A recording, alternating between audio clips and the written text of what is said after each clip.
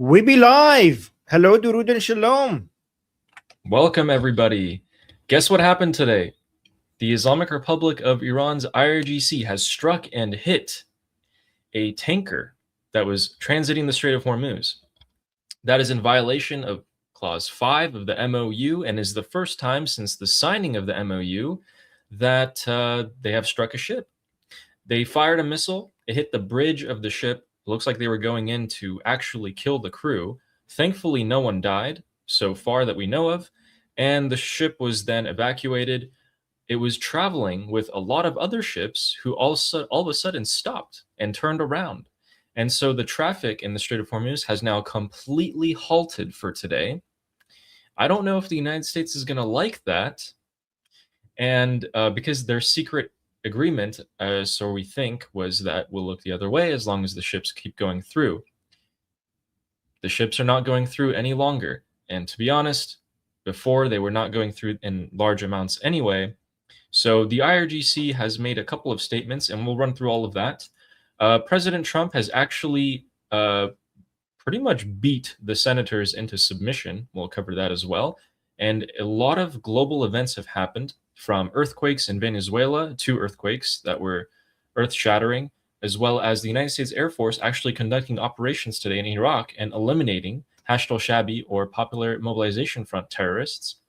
The Israeli-Lebanon, Israeli-Hezbollah conflict is peaking and escalating more and more, it seems, because there's intense artillery fire and multiple airstrikes and raids happening by the IDF on Hezbollah terrorists today, which also breaks the clause number 1, or so the IRGC claims, as well as Mojtaba missing posters and a ton of other things. We've also found where Ghalibaf is at the moment, and he looks like a popular character in Star Wars that we'll get to. So let's get started. So today, or at least rather last night, President Donald Trump was quite angry at how the Senate has tried to defy him time and time again. They ended up passing a vote to limit his War Powers Act, and they passed it. And it was actually quite a hassle. So what ended up happening was President Trump went ahead, and it looks like he pulled some of the senators into his room and gave them a verbal beating, because the Senate immediately went back, reconvened, had another meeting, and voted to block the bill that they just passed. They just voted to limit Trump's power, and then Trump was like, oh yeah?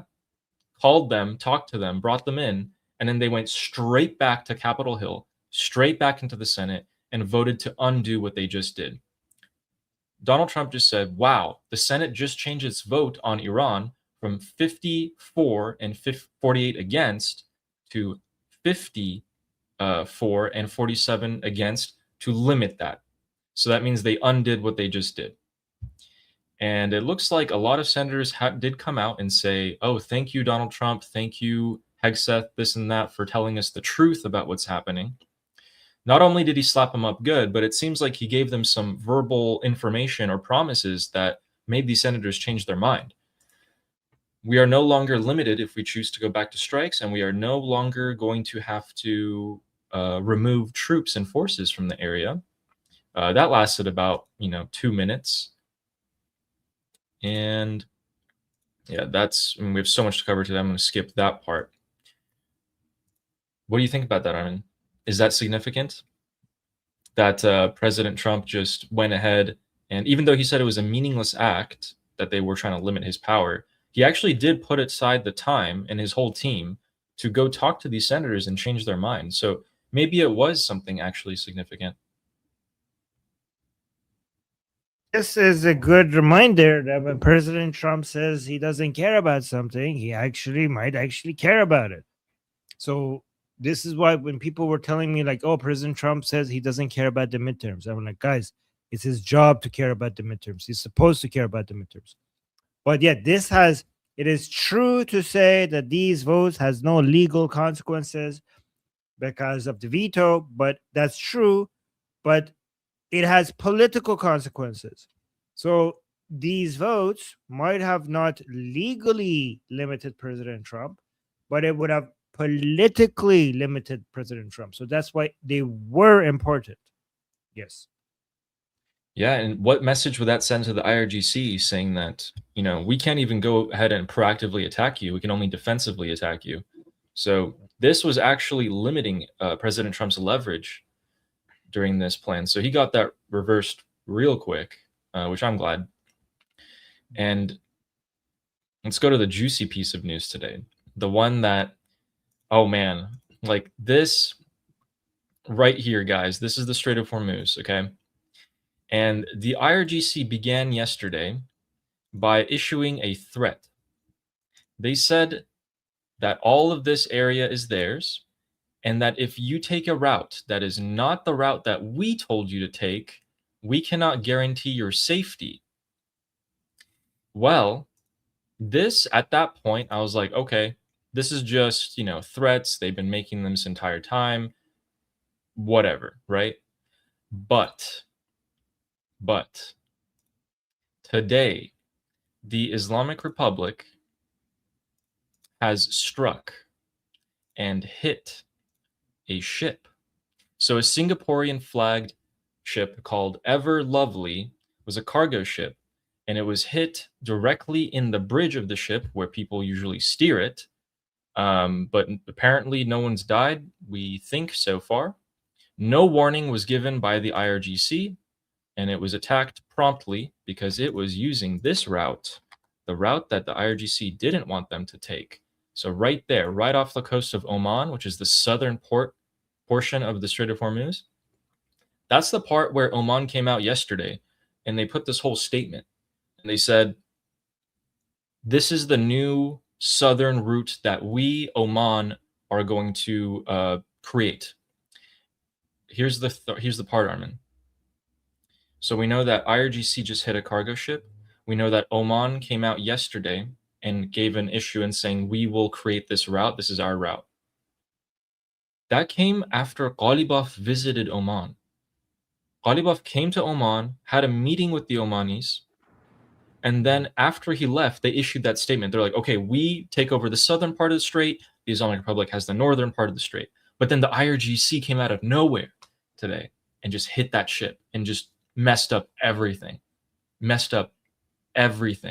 Because if the US and Ghalibaf were looking the other way to a lot of different things, as long as the ships were going through, the IRGC just came in, hit a ship, and undid all of that. Now everyone looks like an idiot. The US looks like a fool if they let this go. The Ghalibaf looks like a fool if he lets this go. The Omanis look like a fool no matter what. I'm wondering to see what the response is going to be. And as always, we usually catch if strikes happen live. Yeah. I think I think both President Trump and the IRGC is timing everything based on when Ali goes live. To interesting, but I mean, what are the Americans going to do in response to this? That's the question. Do you think you're going to do anything in response to this? Also, here's why we were wondering, why was the blockade removed before all of this? You know what I mean? Like, we removed the blockade and the Strait of Hormuz is now closed. Are we going to put the blockade back on? No. Why not? But there we have it. I mean, I know why not. Oil prices. Midterms are coming. So the oil must flow one way or another. The oil must flow. So I think we're not going to see a big reaction to this. We might get a small reaction to this. But my guess is that we're not going to see a big American reaction to this. We might even get none. It's possible that we might get none. What do you think? I think they have a couple options. One, they do the love tap limited strikes. Two, they don't do anything. Or three, they come out with the statement. Donald Trump comes out and puts more verbal pressure on the regime. I think those are the three most likely scenarios. Most likely one, in my opinion, is he's probably just going to come out and say stuff. This is not what we agreed upon. Iran can't be trusted, etc., etc. The damage is done, though. The damage is done because the ships turned around and aren't transiting anymore. And additionally, the United Nations was launching an operation to come in and rescue all the 20,000 sailors that have been stuck there. And now they're stuck too. And funnily enough, the United Nations put out a statement on this operation. They said, okay, we're waiting and seeing because we need to check with the IRGC and the US to see which shipping lanes are safe to transit. And I'm like, where have you been for the last 4 months? I'm genuinely curious where you've been. You know, I do think that the Islamic Republic is probably not going to be able to maintain control. Like this whole situation is not just against the United States. This is against the whole world. Like the whole world. This is something that unites the whole world against the Islamic Republic. Every time that if the Islamic Republic, I don't think the Ommanis are interested in collecting tolls, right? I don't think that they want anything to do with this. I think the Islamic Republic is pushing them to basically have this discussion. Like, no, it's not about tolls. It's not about control. We're just setting up a system here, a system that maybe one day we could collect tolls. But I think the Islamic Republic is not delusional enough to think that they will be able to eventually collect tolls or service charges through the Strait of Hormuz. But I think that what they're actually doing is that they are using this as leverage during these negotiations. You know what I mean? Like, it also might be, so you know how I say Ghalibaf can't control these people within the IRGC. Sometimes they shoot at these ships without them control. But it's also it's true, but it's also, is it having the IRGC not being controllable, it does give Ghalibaf more leverage. You know how President Trump could come to the negotiating table and like, hey, you know what? I want to stop Bibi, but I can't. You have to give me more for me to be able to stop him, right? So having these people in your side that you could point to as crazy people who are hard to control is also a negotiating tactic. It might be real, okay? And because they're real, it actually makes it work better. So Ghalibaf at the negotiating table could demand more for the Americans for him to have a way to basically stop all of these IRGC attacks from happening. While at the same time, the whole idea that we're going to collect toll or service fees, it might not be something that even the Islamic Republic thinks that they could do long term, but it is something that if they keep suggesting that they might want to do after 60 days, it is a leverage that they have at the negotiating table to be able to use that as a way to get better terms during the negotiations. Does that make sense? That's a great point. That is an excellent point. Yeah, I hadn't thought about that in that way. So did you guys get that? How Ghalibaf is using the IRGC as like the wild card, being like, oh, I can't control what they do, but I'm trying. And the IRGC is just hitting ships, which increases the Islamic Republic's leverage as a whole. That's a great point. And you're right. The Omanis probably don't want to collect tolls. And the reason for that is probably because of this. No, the strait's going to be open to everybody.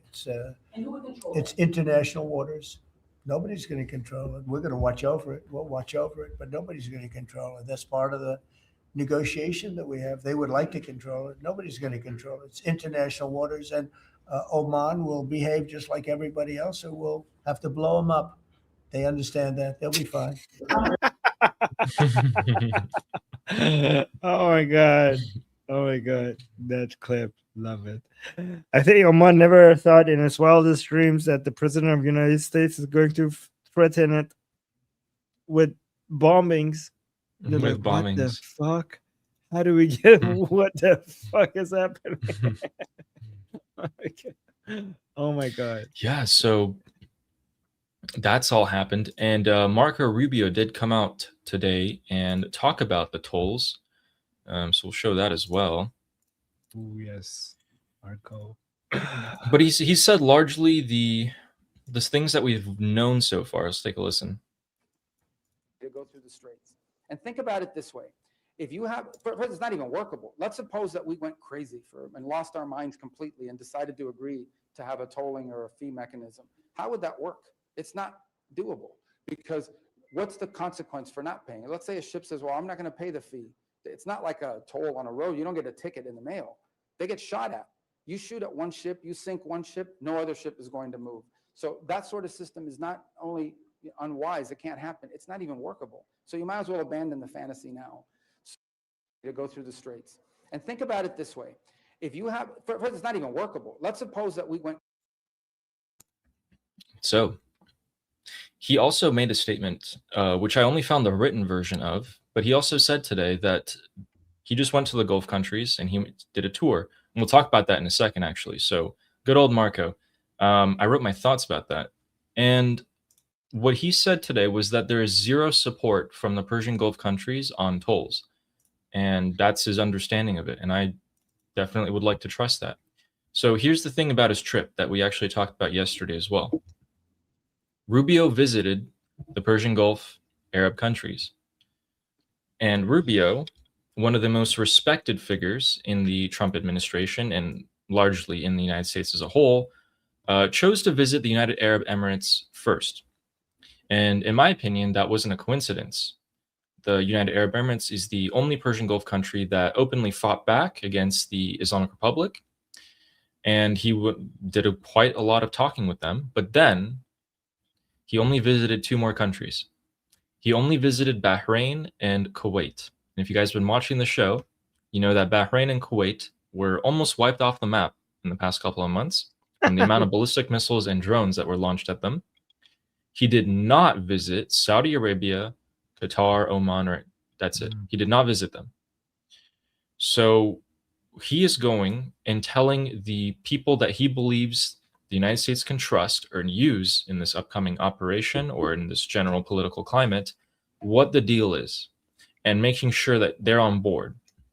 He might not necessarily be giving up information to them, but he wants to poke and probe and see, are they still on board and are they still trustable to whatever extent that they can be used? And ever since he's come back. So yeah. Bahrain also has a very important U.S. base there. Yes, the Fifth Fleet.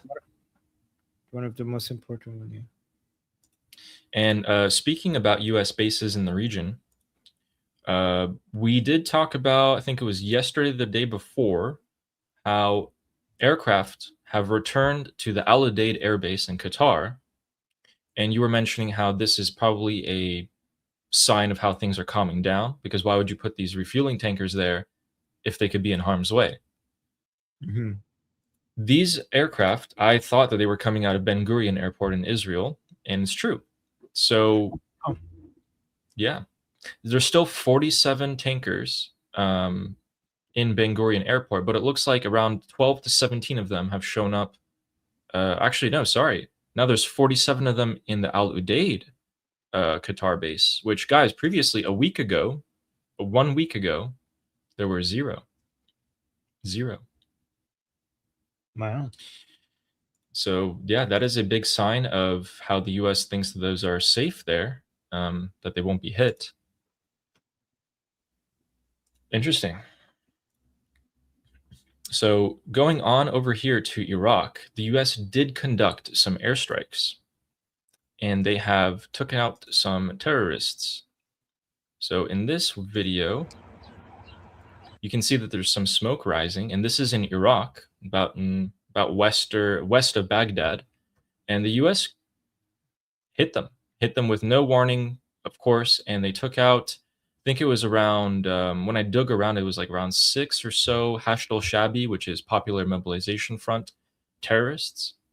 And yeah, I haven't seen the United States conduct an airstrike like that in a while. So this was reported in the Hashd al-Shabi Telegram group, and they reported that there was martyrs and etc. But then they actually came back and deleted the report of the martyrs and just kept up the video for propaganda purposes. So idiots will always be idiots. I have something for you, Armin. I have What? something for you. So, have you seen Star Wars? Yes. Okay. Do you know Darth Sidious, the mastermind Oh, of? okay. Don't ask me questions about it. I just a casual watcher of Star Wars. Just a casual. Okay, let me. I think people in the don't chat will remember definitely know. Do you know who this is? Oh yes. Okay, okay. Sweet, sweet. So we know who this is. Okay. All right. Well, anyway, we found Ghalibaf today in Tehran. Here he is. Okay. With a That's mask. Ghalibaf? That's Ghalibaf. What the hell? Yep. So there he is. Wearing a mask. Look at him. Right there. That's him. We also identified the people on his left and right. These are security forces of the IRGC. In fact, they're actually pretty infamous in Tehran as well. People know them. And people were immediately able to call out their names and even their habits and where they live and what they do for work. So that's great. On a side note, looks like Why is he out in the open though? he has entered this building, which I'm sure That you know looks what that like is. That's a Hosseiniya? Is that a Hosseiniya? Yep. So in It Iran at looks the like a moment. Hosseiniya. Yeah, can you tell them real quick what's going on in Iran, what month it is, and why they're doing this? Hosseiniya is a building. It's kind of like a mosque, but not like a mosque. It's a building where you go into and you go like Hussein, Hussein, Hussein, Hussein. You do the stuff that you did. You know, you have a religious vocalist and Maddah come out and go Hussein, Hussein, and then you go basically kind of. It's kind of like a. It looks like a techno gay club with red lights and stuff. And they keep dance. They take their shirts off and like keep heading.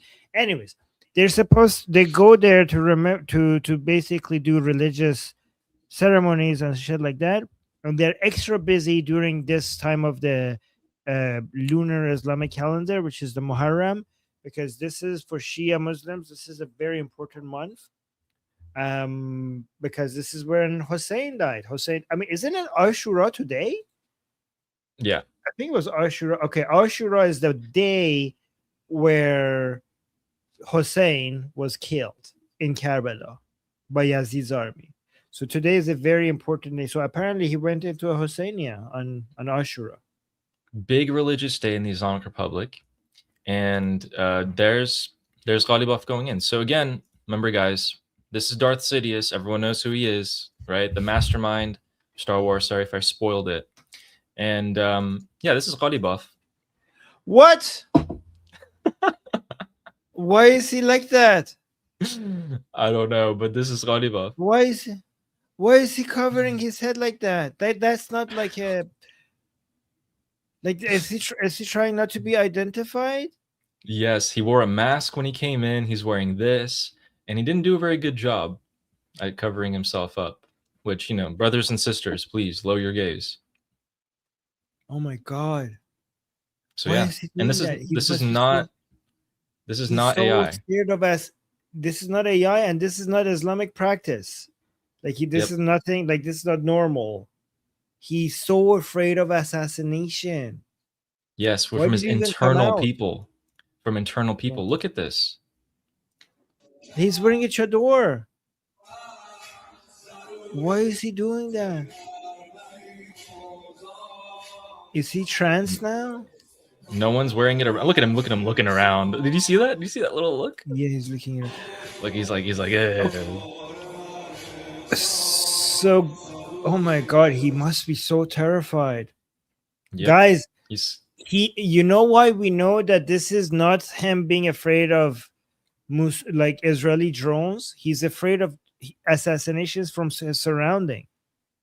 Okay, and do you know how we know that?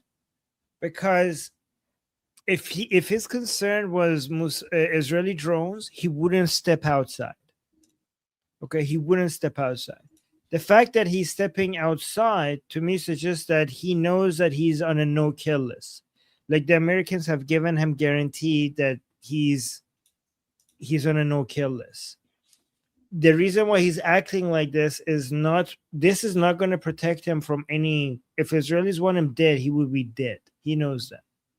He's right now afraid of the people around him. That's what he's afraid of. He's checking around. He's worried about he's worried about the people within the regime who think that he's doing a coup d'etat against the supreme leader. Yep, exactly. He is exactly worried about that. So yeah, we found him. Wow. He's literally wearing a hijab. Like, this is going to be like, I can't wait for the comments to. I can already tell within the next 24 hours, there's going to be a lot of jokes about this on the Persian social media. Oh yeah. You know? People think the video is fake. Is the video fake? No, it's not fake. This is not fake. I was so, when I first saw it, I was like, this has to be fake. This has to be AI. It's not.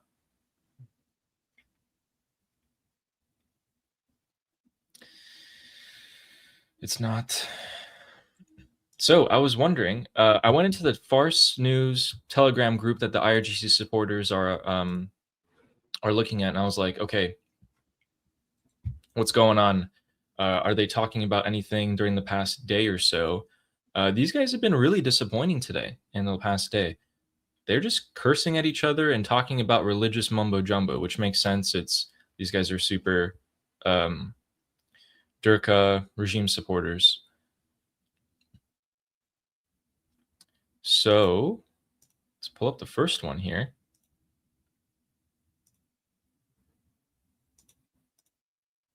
Should we take a look, Armin? به همین خیال باش. اسنادی که نبویان افشا کرد چی بود؟ رهبر 100% مخالف مذاکره بود.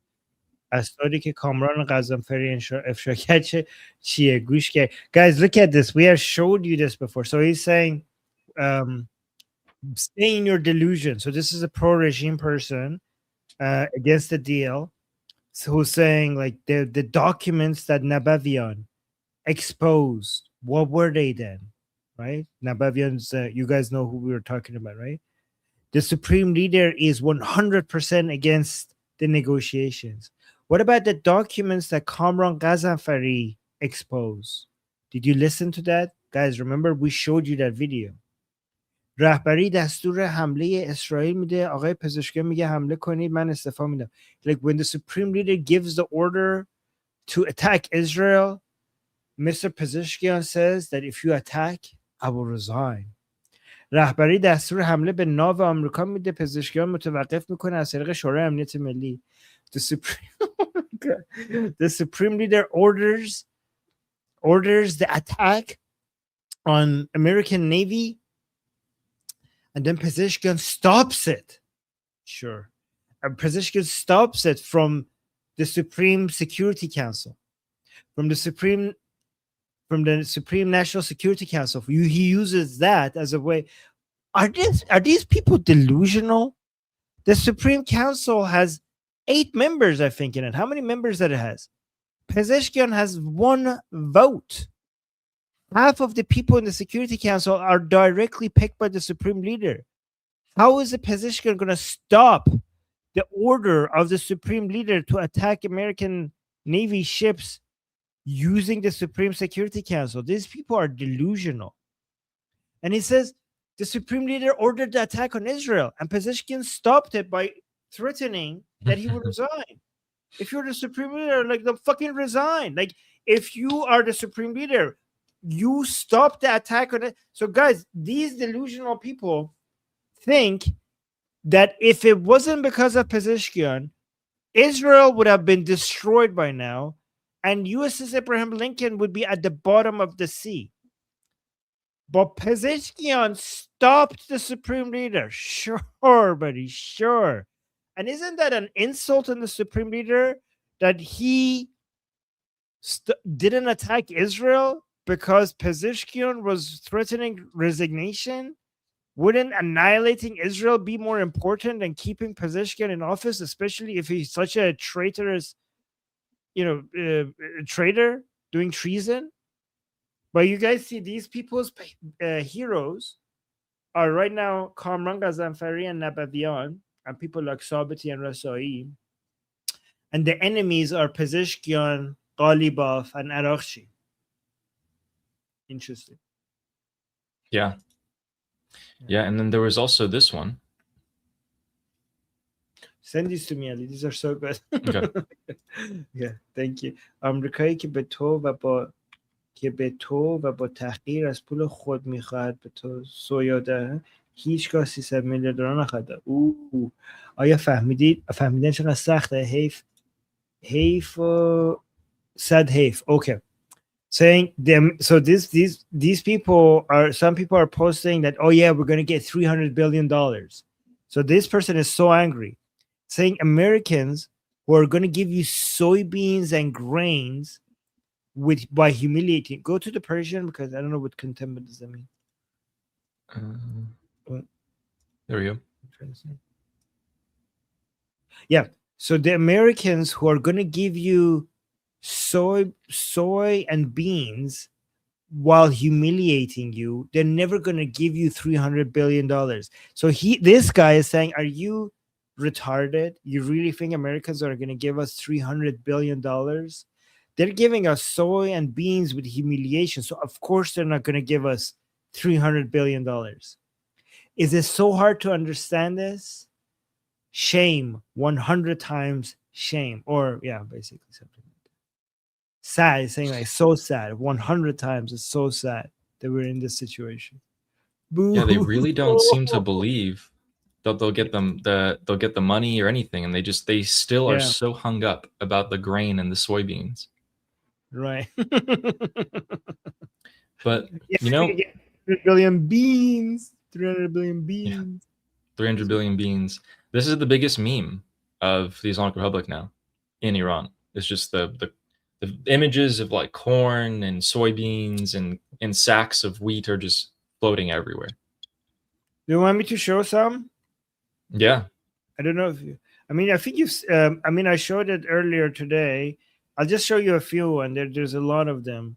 Yes. So there's this one with the missiles instead. Like this used to be a picture of Ali Khamenei with missiles behind him showing his like strength and power.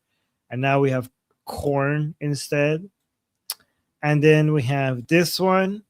Ali Khamenei promised, this was a famous promise by Ali Khamenei, saying there would be no war and there would be no negotiations. And now you say like, they exchanged me for hay instead. That's what happened. And then we have this picture of the Supreme Leadership Office and House being blown up. And we started like this. And then again, remember, guys, when they hit the Supreme Leadership Office? Here's the new imagery of it. Popcorns came out because of all the corn in there. And then we have this meme that the Iranians made. In the middle, it says the Islamic Republic. On the right, we have uranium, the Strait of Hormuz, and Mushali, Ali Khamenei. And then the woman in the red dress is Yonje, which means hay. So basically saying the Islamic Republic is giving up uranium, the Strait of Hormuz, and Ali Khamenei for the sake of hay. And for the next one, I have to tell you the context again. If you don't know, there's a story that Ali Khamenei, this guy, right? Let's go back to this one. So Ali Khamenei, when he was born, there was a miracle. Right at the moment of his birth, he said, "Ya Ali," like the instant that he was born. And that's the reason why they gave him the name Ali, because that's what he said, right? So Ya Ali, basically, oh Ali, the name of the Imam, of the first Imam of Shia Muslims. So now we have this meme made for that. This is Ali Khamenei being born from his mother, and he's saying Ya Ali right here at the top. So yeah, but he looks like corn here. Is he cute? Like he's cute. He looks cute here though. Is he cute? Ali Khamenei. Anyways, another miracle is that he came up with a turban. But yeah, Yeah, so wow. there's that. Yeah, that's cute. So there's so many memes like this. Like there is getting like within Iran, it's getting flooded with jokes like this against the Islamic Republic. They're absolutely. It's interesting. You know what's difference? But the difference between these rounds of humiliation and the previous ones. So whenever something like this happened, like when Nasrallah was killed or when Qasim Soleimani was killed, there were so many memes by anti-regime Iranians against the regime, and the pro-regime Iranians were pushing back. They were disagreeing with it. They were like, they hated, they dismissed it, right? But for the first time, Ali, this is the difference. For the first time, I'm seeing anti-regime Iranians humiliating the regime for what they have gone through, what they're doing. And the pro-regime Iranians are agreeing with it. They're agreeing that this is humiliating. They're agreeing that what the fuck, we lost our supreme leader, and what we're getting in return is a bunch of corn. There's an agreement between anti-regime Iranians and pro-regime Iranians that this is humiliating. I've never seen anything like this before. Yeah, usually they just, whenever we try to get at them, they always be like, oh, like F you, like this and that. Yeah. Yo Ali, Hossein will come for you, blah, blah, blah. But now they're like, oh my God. Yeah. Yeah, this is Yeah. really bad.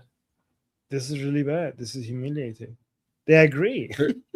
There's so many things that just a year ago I would never have thought to be possible and have become possible in terms of the in ideology and internal fracturing of the regime. Yeah. Yeah, we managed to get them to say that we lost. Yeah. This is huge. This is a huge achievement. Guys, they are so mad about this. Is all they talk about. This and the Durka stuff because it's Durka Day. Yeah, I like that one. Yeah, I like this one too. I always wanted to show this. Corny memes, yes. Just a corny meme. Literally. Yeah. Will this cause defections? I mean, yeah. It already has. Guys, the understanding by so many of these people is that the Islamic Republic has already fallen. You know how President Trump says regime change has happened? Okay. We don't agree with that. Okay. But the pro-regime people do agree with that. They think a regime change has happened. They think that Ghalibaf has done a coup and there's a new regime and it's not the Islamic Republic. It's only been a few weeks, by the way, and people are really waking up to the reality that this is not the Islamic Republic that they have supported for decades. Yeah. To have that mentality shift for them this fast is quite significant. Yeah, they think they went from you will never topple the Islamic Republic to the Islamic Republic has already been toppled, like that. Like just a few months ago, these people were making fun of us and like, oh, you wanted regime change? You will take that wish to the grave. And then we who want regime change, we're saying there's no regime change yet. And the same people who told us that we will take our wish to the grave, they're now saying after 2 months that, oh yeah, we had regime change. Fuck, we're fucked. We had regime change in Iran.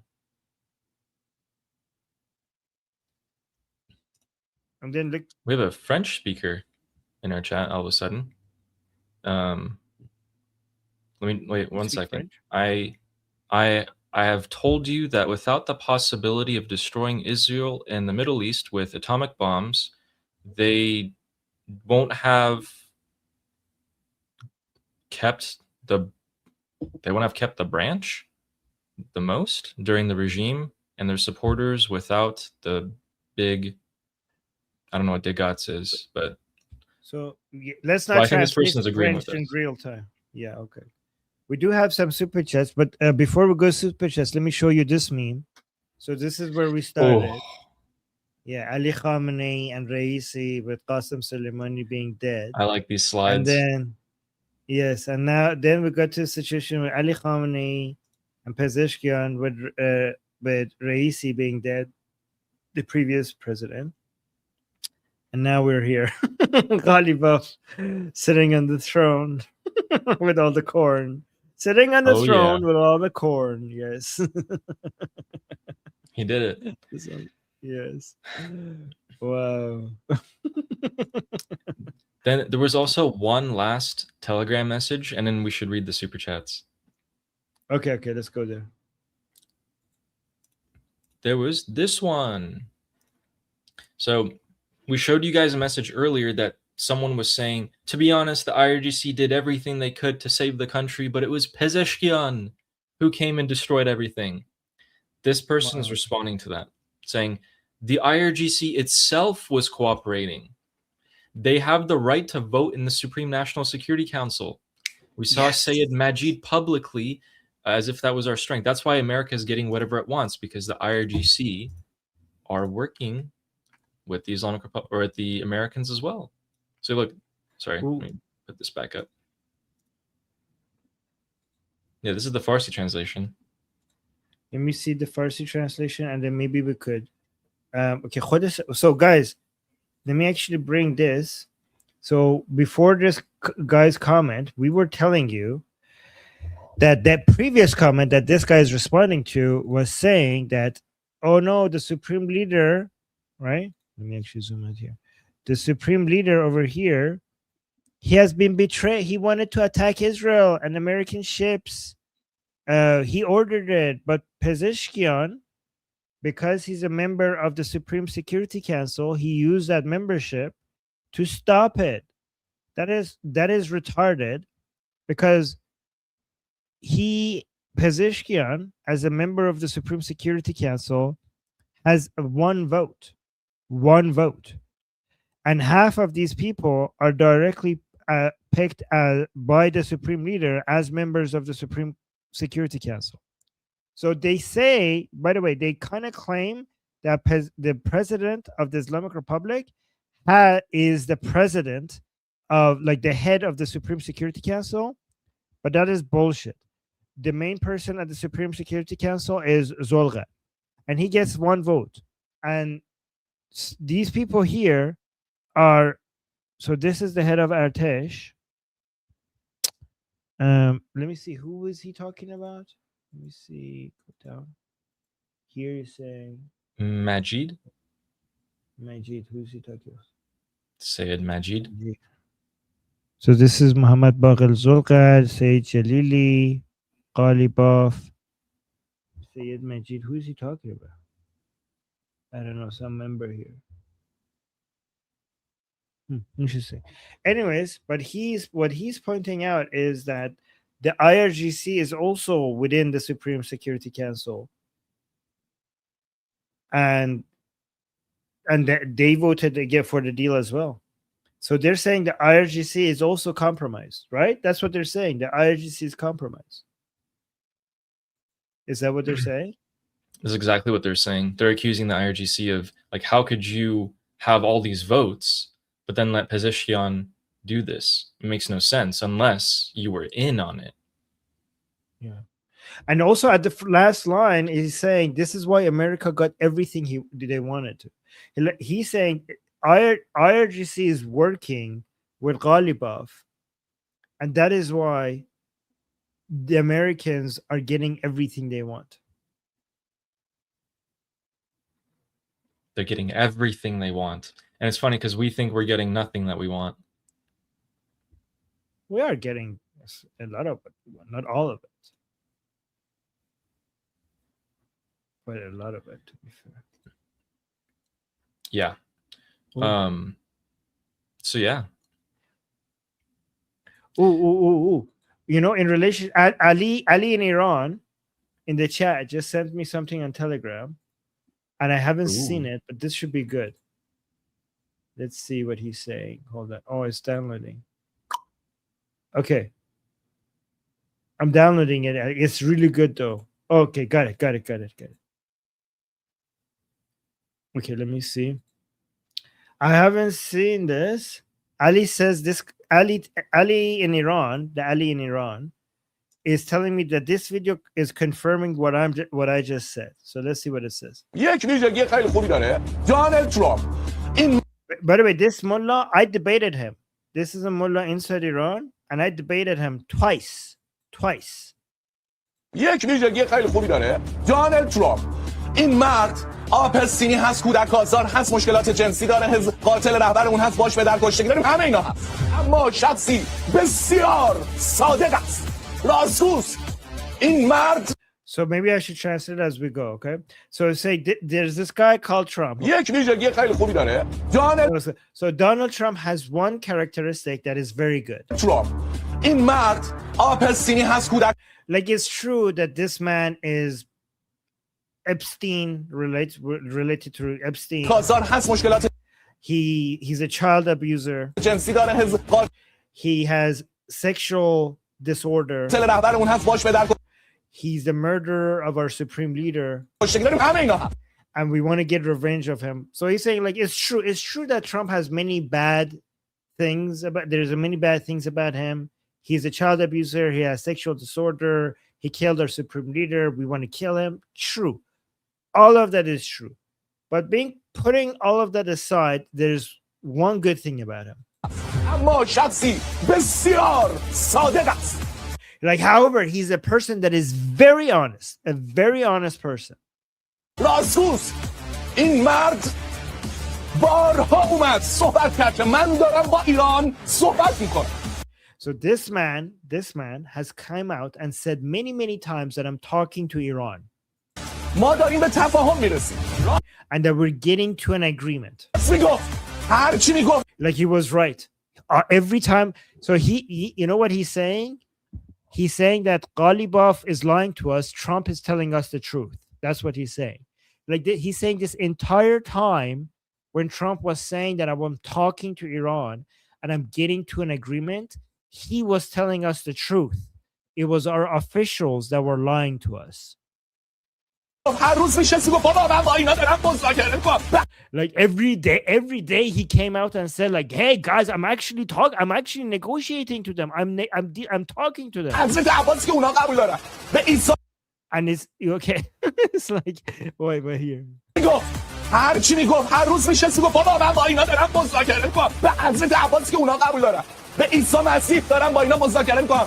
Like I swear on Jesus that I'm talking to these people. I'm talking to them. I'm not lying. I'm talking. این گروه رهبری جدیدی که اومده تغییر رژیمی که در ایران انجام شده واقعا اتفاق افتاده. ما Oh, see guys, I was right. So he's saying like when Trump was telling us that regime change is happening in Iran, it actually happened. It's actually happened. So see this is a mullah inside Iran who's saying that Trump was not messing with us. Trump was not lying. The regime is lying to us. When Trump said that the regime change has happened, he was being honest with us. Like we kept on making fun of him, but he was being truthful. He was being honest. So it's like how people notice every day he was talking to our officials. And regime change has happened in Iran. Guys, look at this. Like the pro-regime Iranians think that regime change has actually happened and Trump was telling the truth and Ghalibaf has taken over. This is so good. سید علی خامنه‌ای شهید شده در نبود شیر میدان کفدارها امروز می‌بینید دارد از دونه دونه. Like after Ali Khamenei was martyred, when they killed the lion, the hyenas are now taking over. This is like Lion King story. Is this Lion King? They killed the bad guys. He said they killed the lion, which means Ali Khamenei, and now the hyenas are taking over, which means by hyenas he means Ghalibaf, Pezeshkian, and Arakchi. What? People in the chat think he's on cocaine. سید علی خامنه‌ای شهید شده در نبود شیر میدان کفدارها امروز می‌بینید دارد از دونه دونه دستورها و راهنمودهای رهبری رد میشن لجنمال میکنن سخنان. Like these hyenas are now moving against every single order of the supreme leader. رهبری رو حتی رهبری رو سانسور میکنن، حتی رهبر جدید رو تحریف میکنن. They even censor the new supreme leader. and they also misrepresent him در تلویزیون رسمی این کشور. in the official state TV. Interesting. You know, this person debated me. He said regime change will never happen. And now I think regime change hasn't happened, and he thinks regime change has happened. So We should bring him on the show. I know we should bring him on this show. Yeah, exactly. So is he like this when you debated him? Is he all like, oh, blah, blah, blah, blah, blah, blah, blah, blah? Yeah, sometimes he gets like that. Yeah. Everyone here is like, yep, this dude's high. He's on cocaine. Why is he screaming? Yep. So, wait. Yeah, he has a YouTube channel called Akhundane. And I think he's the most popular mullah. Oh, that's what I was going to ask. Like, how much of a following does this guy have? Let me check. But you could watch here. Look at this. Is me debating him. But let me see how many followers he has.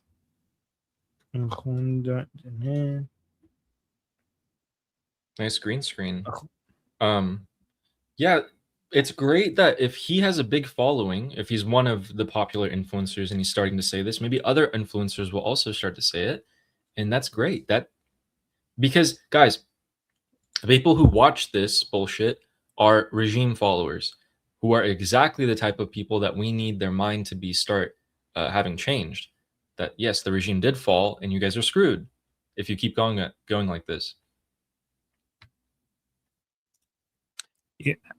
By the way, I crushed this debate that I had with them. I crushed it. It was pretty good. Oh yeah, of course. I mean, I think this guy's strategy is to talk big. It's like the classic, like the text bubble is like this big, and then the brain inside is like this big.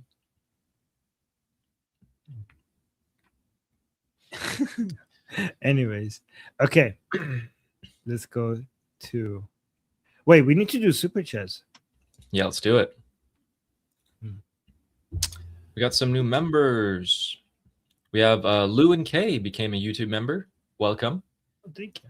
As well as Black Cat 2107 and Thank you. Nina from our discussion group as Nina. well became a YouTube member.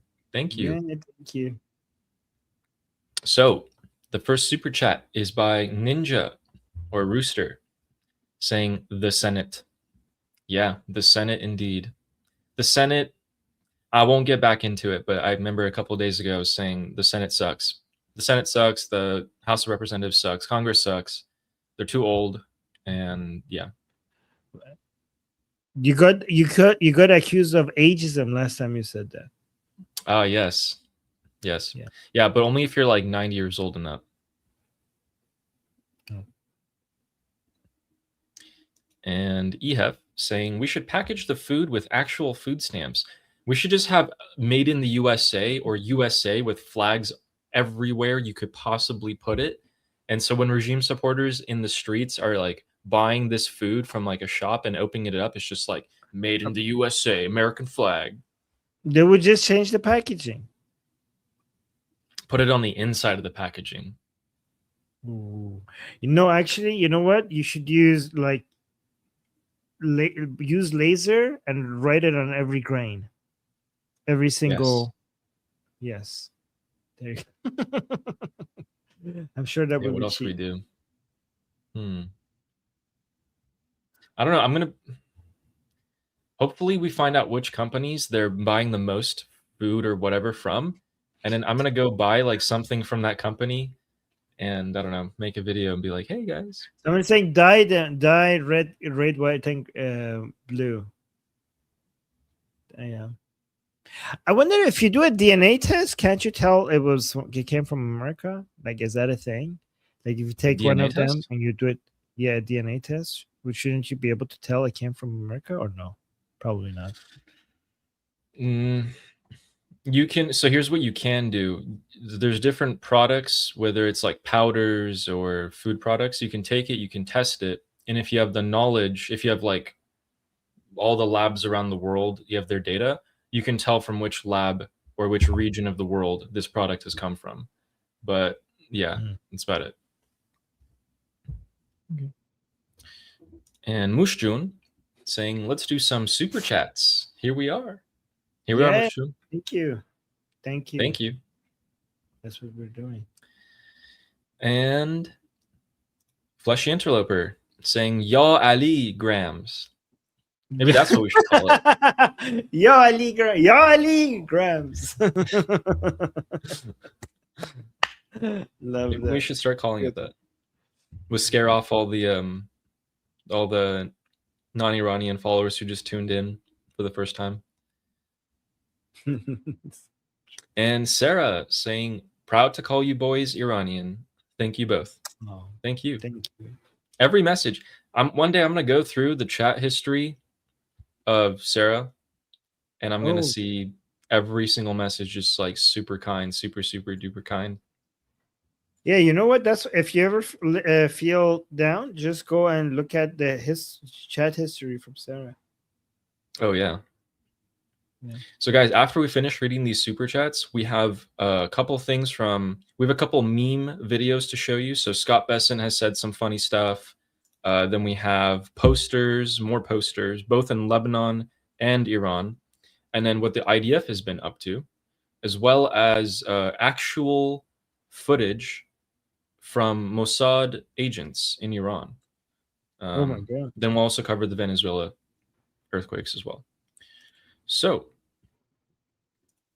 thanks, Sarah. And James Moore saying, just because I couldn't watch yesterday's live, your poll on Mujtaba's viability. I realize that right now we have Schrodinger's Ayatollah. Ooh, just because I couldn't watch yesterday live, I raised that right now. We have, yeah. You know, I mentioned a couple of times Schrodinger's supreme leader. So yeah.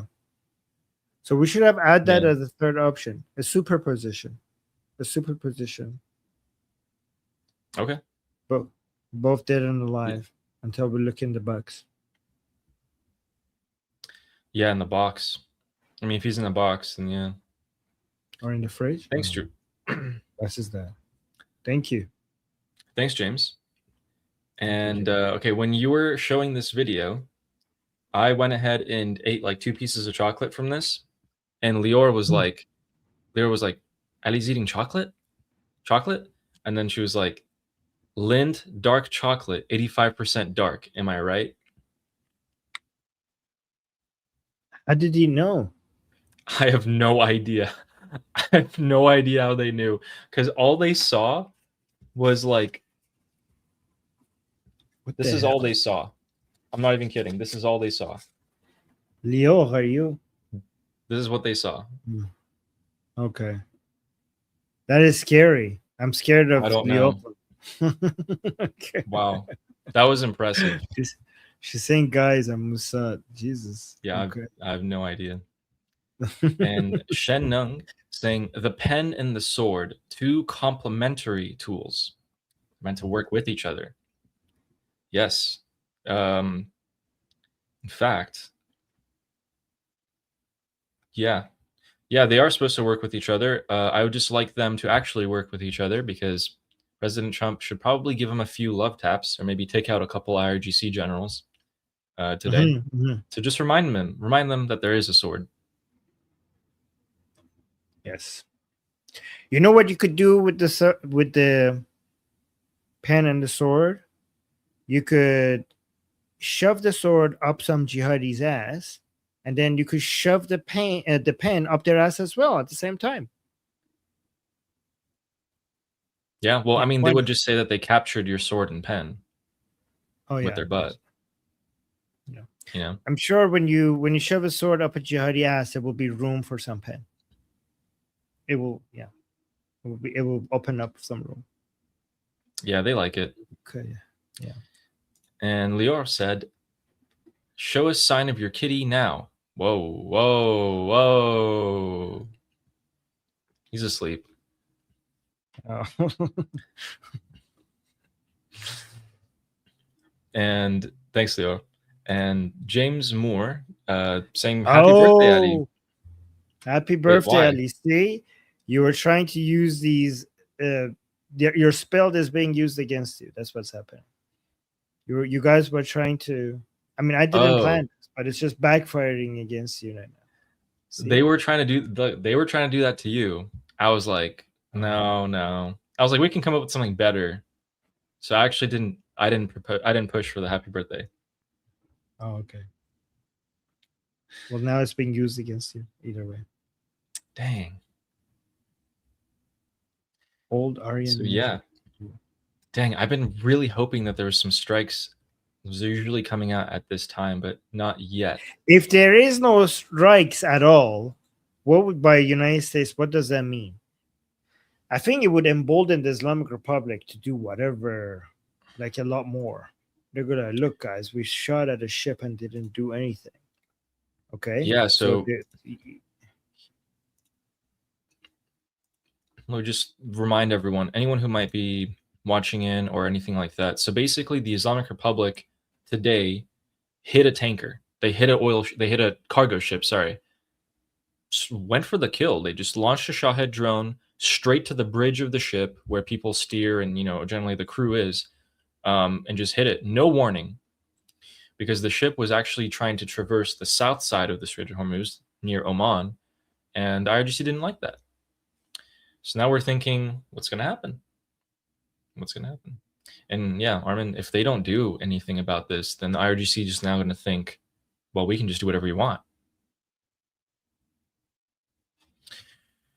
Actually, that's what Saeed Ghassanejad was saying today, now that you mention that. Really? Pull up. Yep. Yeah, there it is. Okay. Saeed Ghassanejad today, after he heard that the ship was hit, came out and said, this will change nothing. As in the ship getting hit by the IRGC and America doing nothing about it. So this isn't going to change anything. At this point, and at least until the midterm elections, the regime can attack as many ships as it wants or strike the economic infrastructure of Persian Gulf countries, and it won't derail the deal. In fact, it'll only increase its leverage. So he's saying what you're saying. Interesting. Yep. So he agrees with me.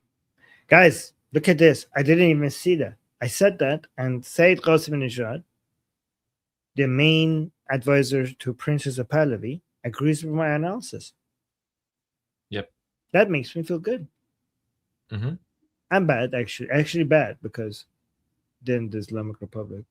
Whose ship was it? Yeah. Singapore, right? Yeah, it was a Singaporean flagged ship. Yeah. Poor Singapore. Well, yeah, we just have to see what the response is. Again, I just think that President Trump's going to come out with something verbal and be like, oh, they're not supposed to do that. We're going to bring down the hammer on them. Yeah. It might even Probably be something less like than that. It might be like, this is how we do ceasefire around the Middle East. It could be that. It could be that. That's a very realistic option. Oh, man. Well, we'll see. Well, now it's time for some more lighthearted videos. And we have one starting off with Scott Besson. Maybe it's the IRGC with this public relations saying the IAEA inspector's not coming, the Strait of Hormuz is closed. All of these things day to day get picked up. Yeah, what amazes me is the same people, a lot of the hawks in the U.S. who say, you can't believe anything the Iranians say unless they say it about the negotiations, right? Like, believe them for the negotiations. Remember Baghdad Bob from Iraq? It's kind of Tehran Tim. Right, like it's just a lot of big talk, and let's just see how this cooks out. But I'm optimistic. Tehran Tim. Remember Tehran Baghdad Tim. Bob? Now we have a Tehran Tim. Okay. Who is Tehran Tim? Ghalibaf? Probably the IRGC. But the last 2 seconds of this video, I liked hearing it from him. Cooks out, but I'm optimistic. Well, let's see what happens. Yeah. Do you? It is possible that that I mean, I don't know what Scotty B is seeing, but Rubio was saying earlier that what's happening is so much different from what Gharibaf is saying, and I trust Rubio. So we'll see, but it might be that behind the scenes, the Islamic Republic is actually giving up, like doing a lot, like giving in to so much of the demand of the Americans, and that's why President Trump. Like, I know a lot of people are criticizing President Trump, like, why is he not doing more if they're attacking a ship? I mean, we don't have all the information, but a lot of this could be because they're giving up so much to the Americans, like so much, and they're making so much progress, and they don't want to mess with that. Yeah, absolutely. We really hope that that's the case.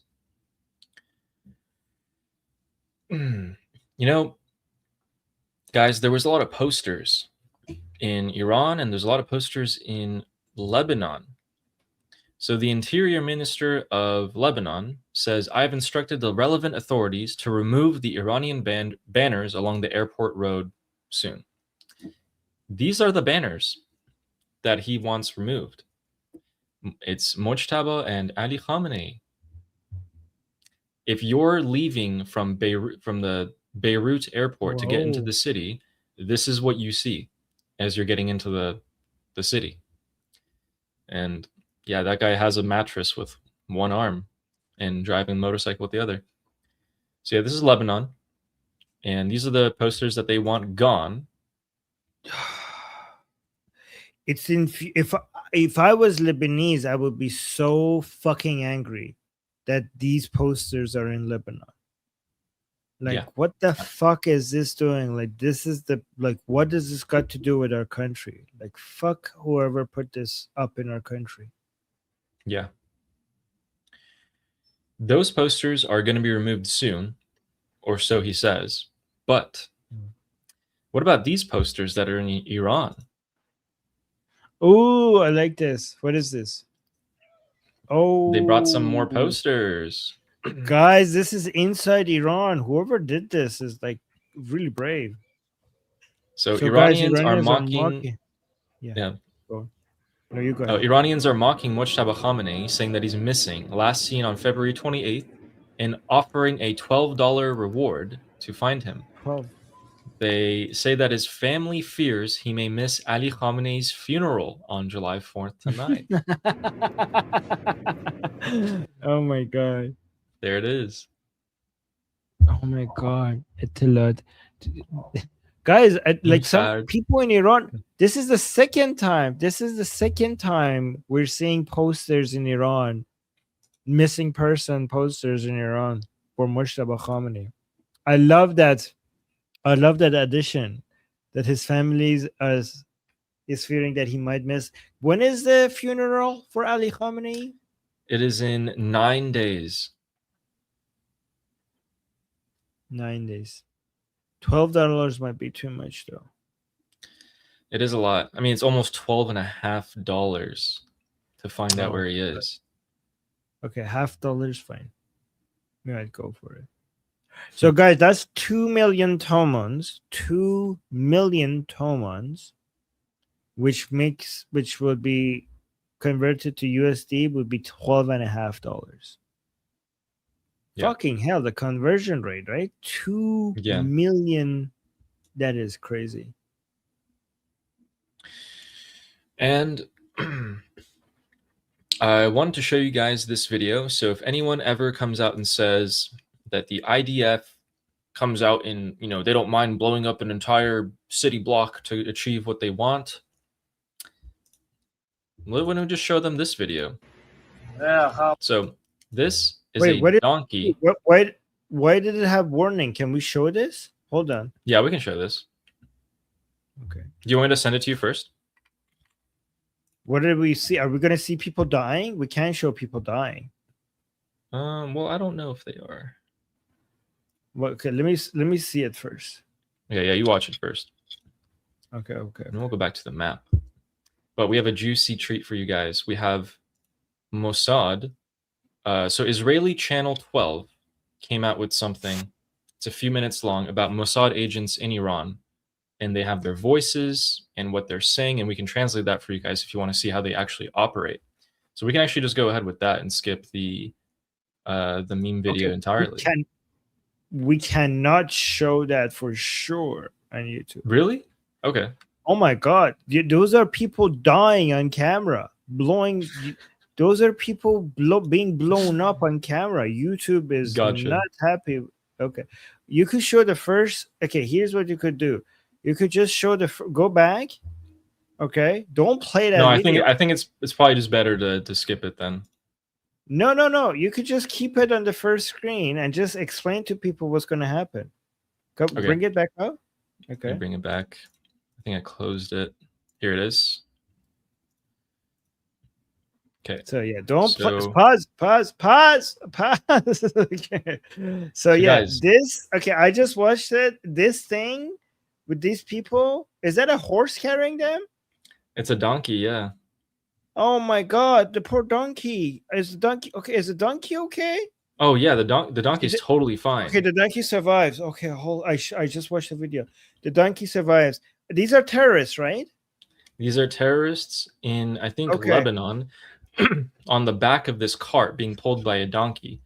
The IDF comes, launches a explosive into the cart, and yeah, literally, people get thrown into the air and apart and everything like that.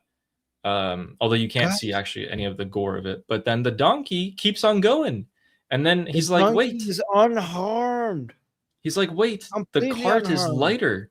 It's my load is so much lighter now. What happened?" And he turns around and looks at the cart, and he's like, "What? What just happened?" Guys, He's I totally tell you, unharmed. the IDF is the most moral army on the planet. The donkey didn't got away without a scratch. Like the entire back area goes boom, and they all die, and the donkey unharmed. He's totally Thank fine. you, Israel. God is bless totally that ass. fine.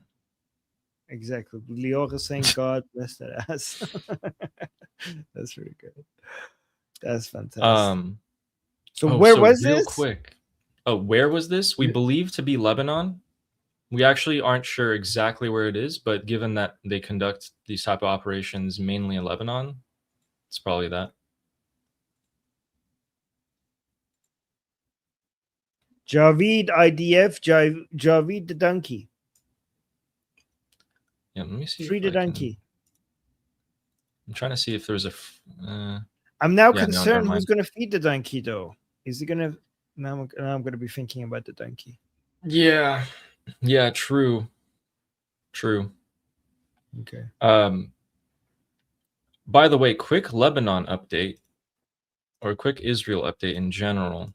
So I don't have any points for this, but guys, this is where Beirut is. Okay. This blue marker is where Nabatea is. And then boom, Israel. Okay.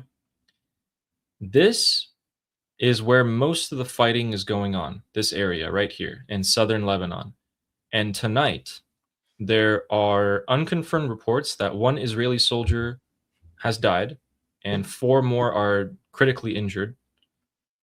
And in response, the Israeli military, the IDF, has gone not all out, but pretty close to it, launching tons of airstrikes, nonstop artillery, raids on villages and towns to eliminate Hezbollah terrorists. And I think we'll have more information coming about that maybe tomorrow, the day after, something like that. But yeah, so there's the definition of ceasefire in this part of the world.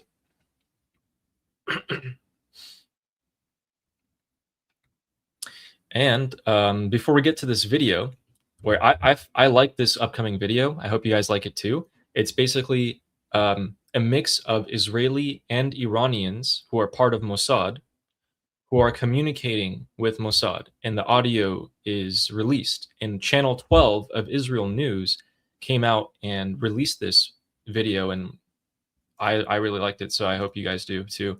Right before that, thinking, why don't we just read the one super chat we have real quick? Maybe it's by Agent Anderson. saying, can we add a mojtaba counter every time you say it? Say what? Mujtaba. Oh, yeah. We should have different counters. Okay, Agent Anderson, you keep count for us then and report it in the chat. Oh. Thank you, by the way, for the super chat. What? Armin, where's Loristan again?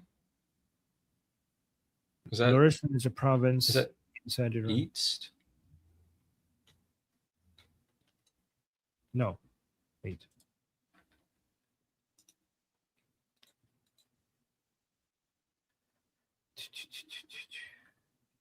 It's west. It's basically the place where I think a lot of Israeli planes that come to bomb inside Iran go. I remember people from Luristan saying that they hear planes. Israeli. Oh, so like planes. northwest? No way. Or no, just straight up west. Okay. Gotcha. So, guys, I can't show this, but because I might get demonetized. But there is confirmation that in Loristan, which is west of Iran, so near Iraq, in Iran, in the city of Azna, the IRGC has mounted snipers on top of rooftops. I can send that to Wait, you. why if you can't wanna you see it. show it? Oh yeah, because There's guns. Yeah. Shit. Interesting. I don't know why, but okay. Huh. Okay, so with that, let's get into the Mossad video. Where do it be? Here it is. All right, we'll translate this for you guys. Okay, Armin, you're going to enjoy this too, I think. המזוהות עם הרפובליקה האסלאמית. לאור ההפצצות המרובות בטהרן, ניסינו להבין מה הלך הרוח בבירה האיראנית. به اطلاع میرساند کلیه فعالیت‌های مجموعه ارم تا اطلاع ثانوی تعطیل میباشد. الان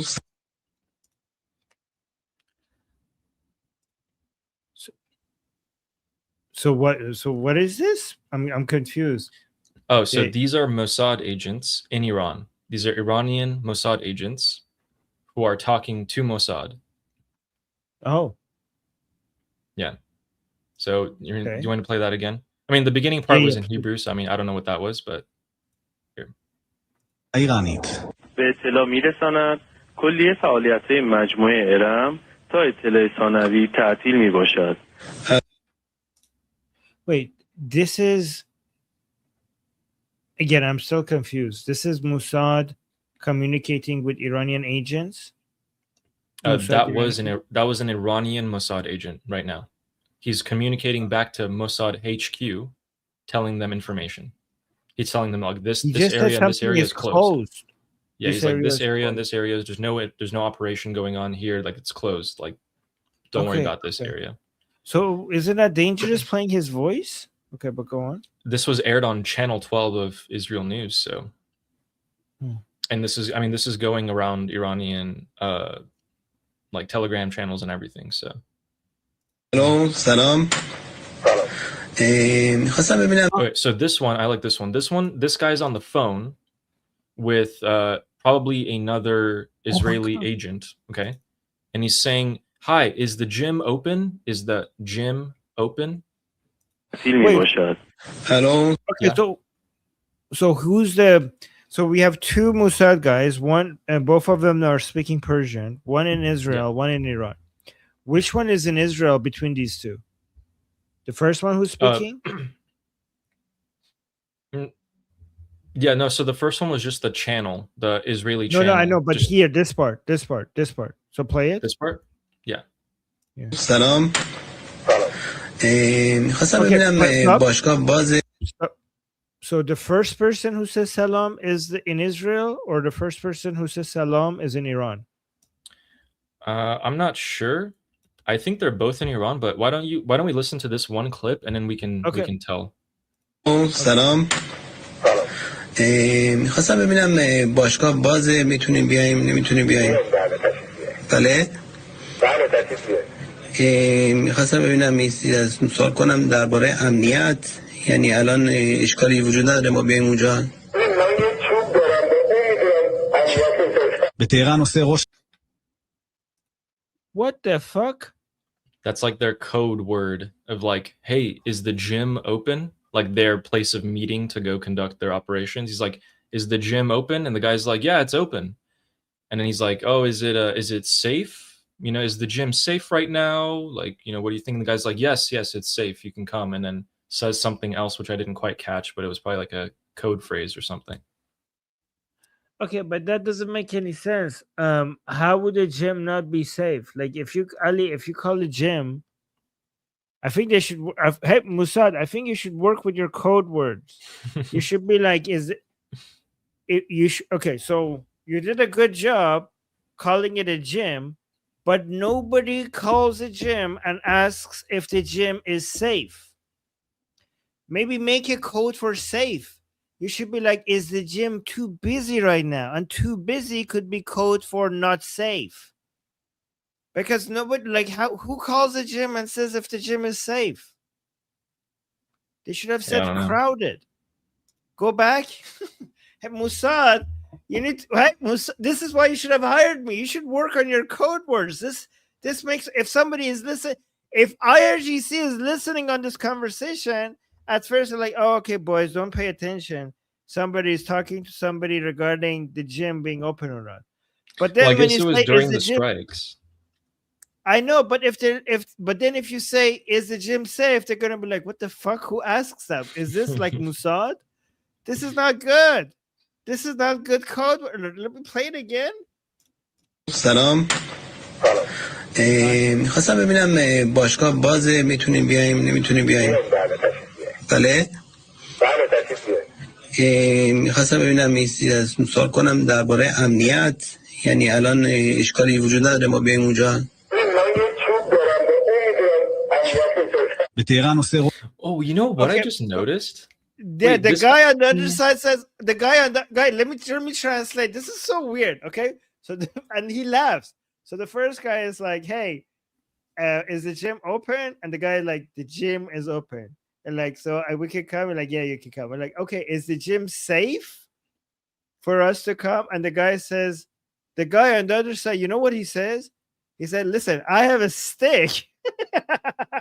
I have a giant stick, and I'm gonna give you safety with the stick. That's what the guy on the other side says, and the first guy starts laughing. The first guys, I kid you not. The first guy says, "Can I come to is the gym open?" The guy says, "Yes, it's open. Come." The second guy says, "Is the gym safe?"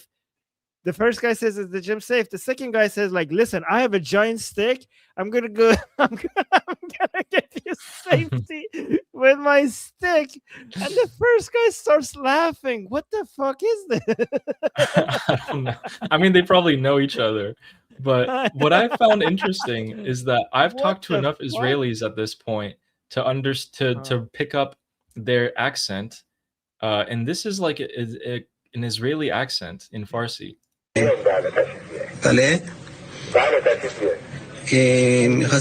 Especially the like I've heard that in Hebrew so much that I'm like, okay, that person's Israeli.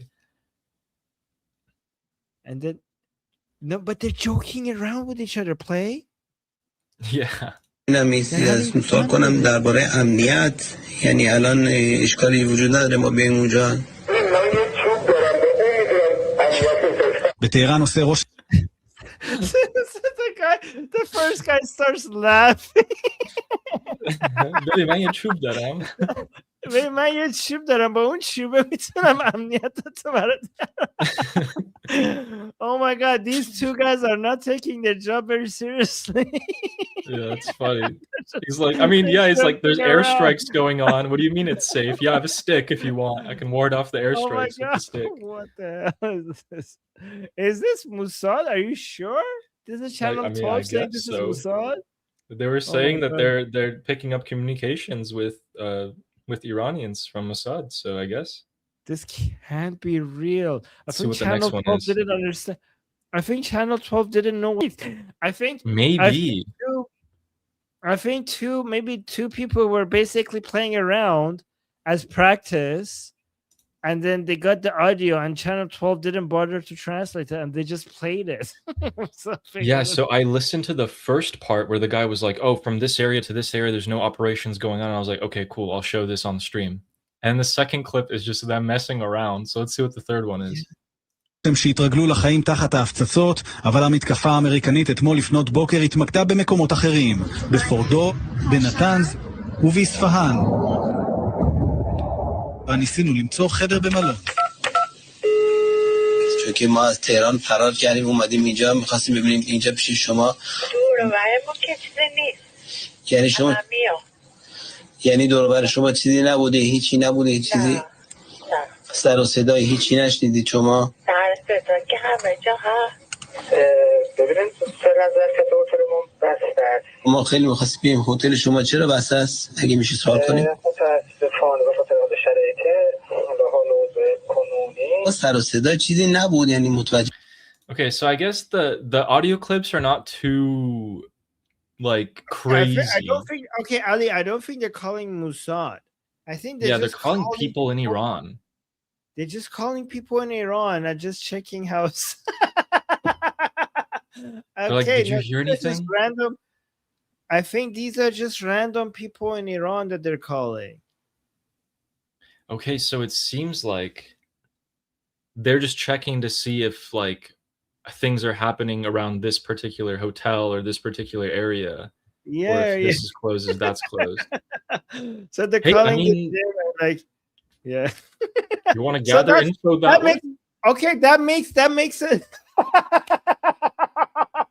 Okay, so that makes the first guy response make a lot more sense. Okay, so the first guy, so this person from Israel is calling in a gym, and he's like, "Is your gym open?" The guy is like, "Yeah, it's open. Come over." And then he was saying like, "Well, is it safe?" And the gym owner was like, "What the fuck?" Like, listen, I have a giant stick here. So that guy was just responding to this weird question, like, "My gym is safe. What are you on about?" So that was the guy's way of responding to this bizarre question. And these other people are just random people in Iran being asked this question. Okay. By the way, this shows. So that first guy was just a random gym owner, not a Mossad agent, which makes his response so much funnier. Shows his sense of humor. Like, you want safety? Don't worry. I have a giant stick here. Yeah. Oh my god, that's a good response. Okay, that gym owner probably doesn't know he made an Israeli official from far away laugh with his response. That's good. Okay. This one. That was good. Okay, send me that video. That's pretty good. So now we have better context. So because when I was listening to it, I was like, this doesn't make any sense. This is so unprofessional. How could these be Mossad agents? But now it makes a lot more sense with that context. Okay. So yeah, basically you're right. Yeah. Okay. See, I knew something is not clicking. It's from Mossad agents to Iranians in Iran. Okay. To random Iranians, yes. Basically trying to get information. Yeah. Exactly. Like, hey, is the electricity still running? Or is it safe there? Did you hear anything? What's going on? Trying to get just random information, anything they can out of them. Right. Okay. I mean, after they must have struck or something. Yeah, so one side might be Mossad. So one side is Mossad, the other side is random Iranians giving information. This is a good advertisement for Iranian humor. You want safety in my gym? Don't worry. You know, when you're when you're doing your bench presses, if you really want safe, I will just come. Imagine like you're doing bench presses and this guy, the gym owner, is just standing right above your head with the stick. He's like, don't worry. I'm gonna if anybody comes here, I'm gonna sit down with the stick. Just go. Just keep. Oh my god. Yeah, you could be a spotter and also, your guard at the same time. That's pretty good. Yeah. There has to be a skit about that, like a that really gym owner serious must have one. been so confused. Nobody has ever asked me that. People constantly ask me, like, what, is your gym open? What is, like, when does it close? Nobody has asked me if it's safe. this man must have had like a traumatic experience at the gym. Yeah. Were you robbed at the previous gym? Okay. As Armin loves this. I'll stop. Okay, but to be fair, the Mossad agent that was in on it, like, okay, so the person responding wasn't a Mossad agent, okay? But seriously, the Mossad agent calling into the gym, that is a weird question to be asking a gym owner or a gym or whatever. Yeah. So. And it's so funny because he has an Israeli accent in Farsi. He's doing the Israeli like as he's talking, and I'm just like, and you're asking weird questions. I'm like, this has got to be the "do not do this" video for Mossad agents. Oh my god, yes. Okay. Okay, that's a good one. I should play that on the Persian side. Yeah, let's see what they think. Mm-hmm. So real quick, crude oil prices, they did rise today, just not a lot. So after the ship was 71? hit, yeah, after the ship was hit, it went from pretty much like, yeah, low 69. Ooh, it was at 69 today. Wait, is that Yeah, it went is to that 69 Brent at 440? Yeah, this Brent. is crude here, Brent. I'm pretty sure this is. Oh, Okay. God. See. All right, here we go. Always make So sure you always put 71.85. Brent there. Yeah. Yeah, good point. All right, so 71.85, and then boom, ship got hit. We go up to 74.84. So yeah, and then we back down to 74 flat. All right, well, that drove up prices. That's not a good look. Don't think Trump's happy with that. 74 is pretty good. It's not bad. See, guys, I've ruined it. You know, if when you didn't search for Brent, it was at 69, and now it's at 74. Everybody wanted 60. Everybody was rooting for 69. Sorry, guys. $2 jump.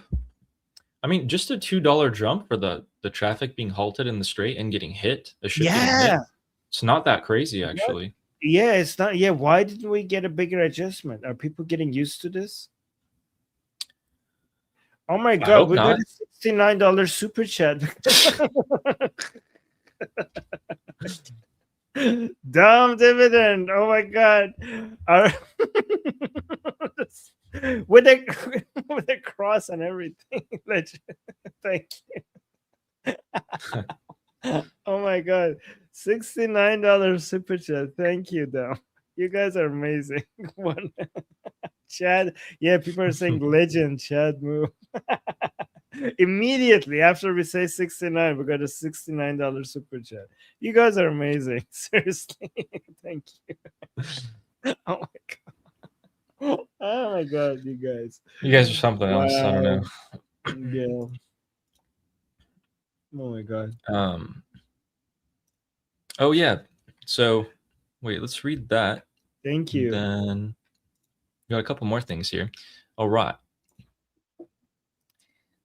We got also Agent Anderson saying, I was keeping the count a couple of days ago during Iran Revolution Live, but I'm usually multitasking lol. I'm sure some AI tool could do it with a counter in the corner for the amount of times Mojtaba is mentioned.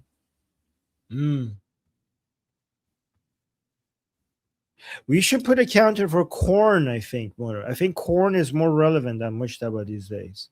Yeah, corn, soybeans. And hay. All of that. Yeah, and hay. Thank you, Agent Anderson. And Justin Lefevre, is it possible that there were some rats hiding so well, maybe not Ghaliba for Arachi, that we honestly couldn't find them, but we thought this deal process might tell us where they were? Like Vahidi.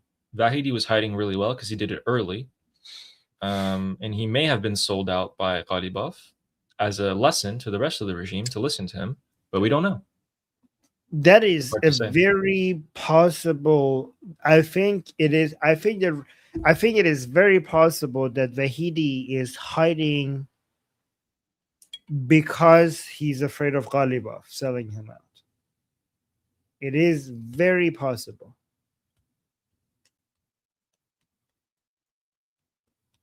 Let me read that again. Is it Yeah, very that possible. some guys hiding so well that we honestly couldn't find them? Yeah, I think it's possible that Vahidi has managed to hide really, really well, and Ghalibaf is looking for him to sell him out to the Americans.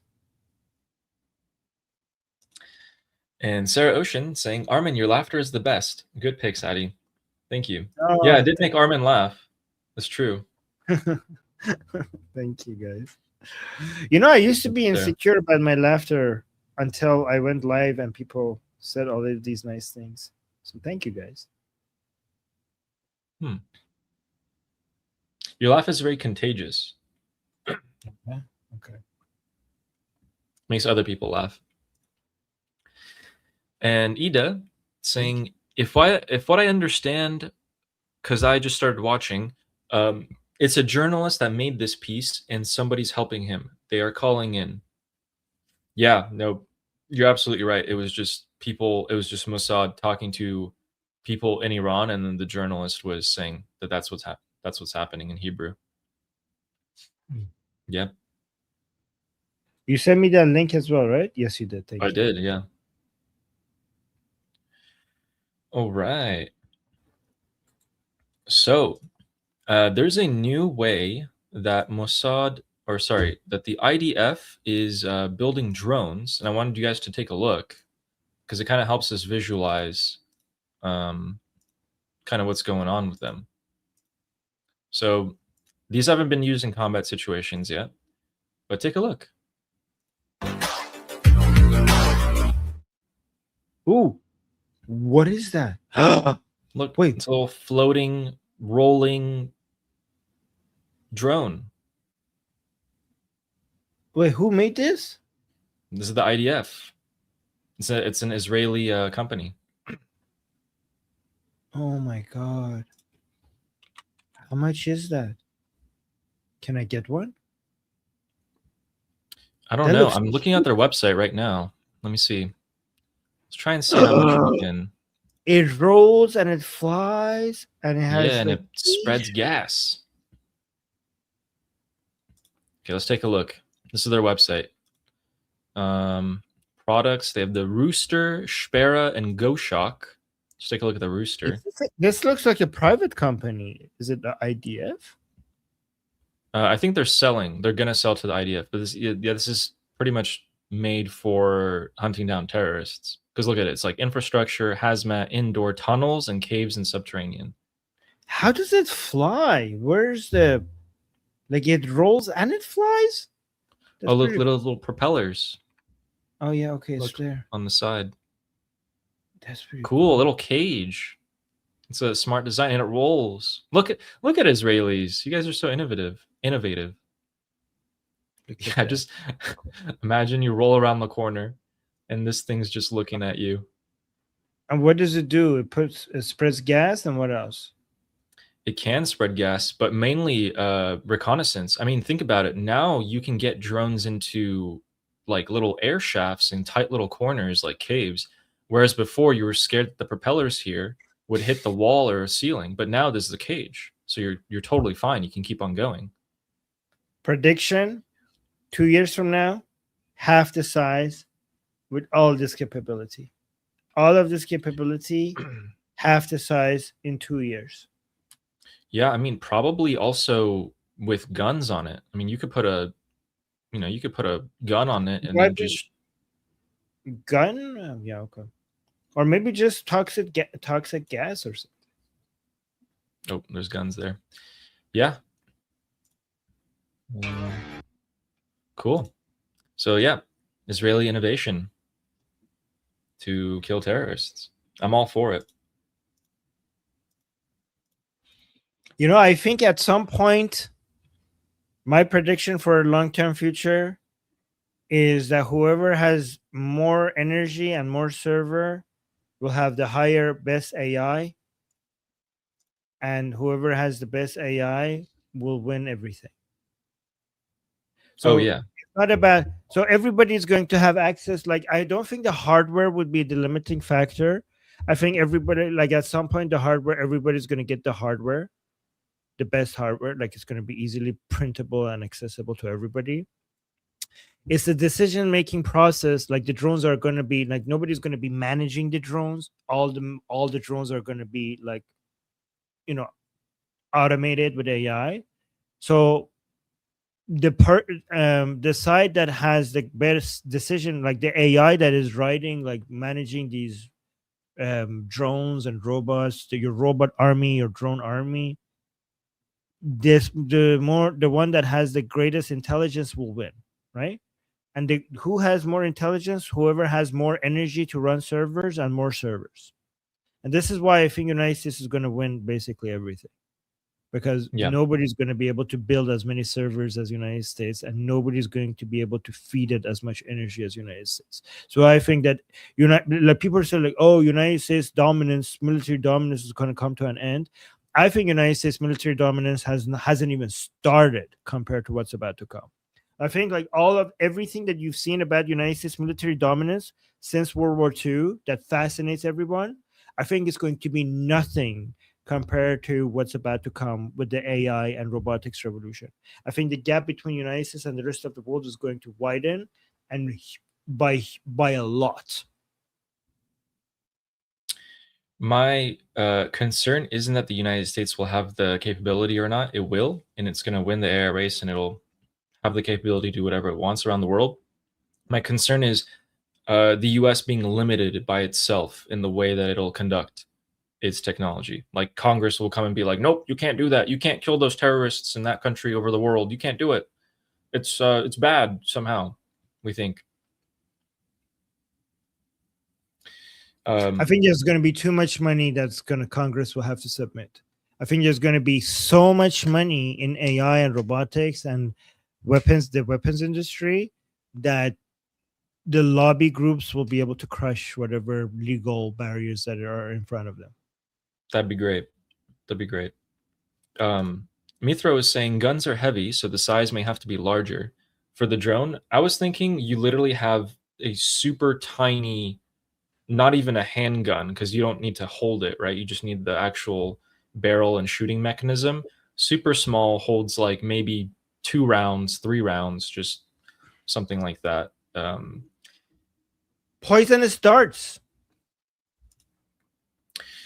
Well, actually, Armin, James is saying can't use toxic gas, Geneva Convention and all. Well, James, that is actually the Geneva suggestion, because no country cares. Is United States a signatory to that? And I think James knows that. James absolutely knows that, I think. But yeah, toxic darts, I mean, put him to sleep, you know? But Spaghetti's saying, can it survive a big stick? But don't. These are hypothetical, fictional scenarios.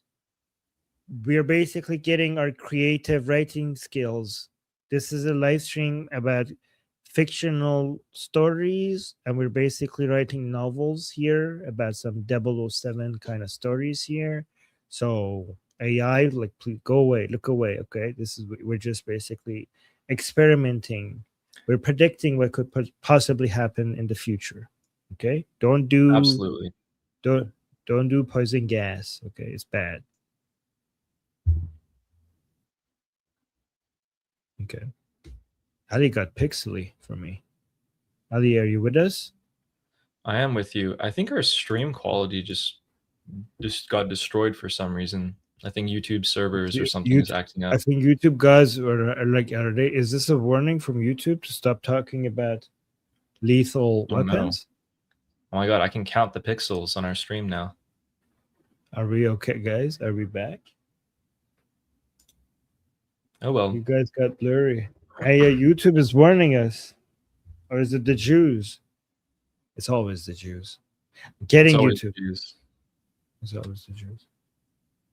Are we okay? So now Ali is not pixely and I am pixely. How did that happen? Oh no. It's okay. Do you guys see this too?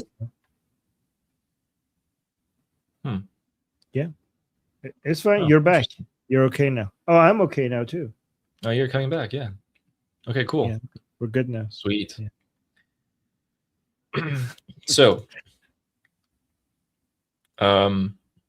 something happened yesterday, which some of you may know or may not know. Oh, also, Justin Lefevre is saying little 22 in drone, like the bullet size caliber, like a .22 caliber. Ooh. Glad you're here because I wouldn't have understood what that means at all. Yeah. There are so many things that I wouldn't understand if you were here, like the Durka stuff. I'd be like, oh, it probably means this. And I'd be like completely wrong. Okay, so guys, something happened yesterday, which is crazy. So the Earth is aligned in a certain way where there is more seismic activity going on, like the pull of the planets and the gravitation and everything like that.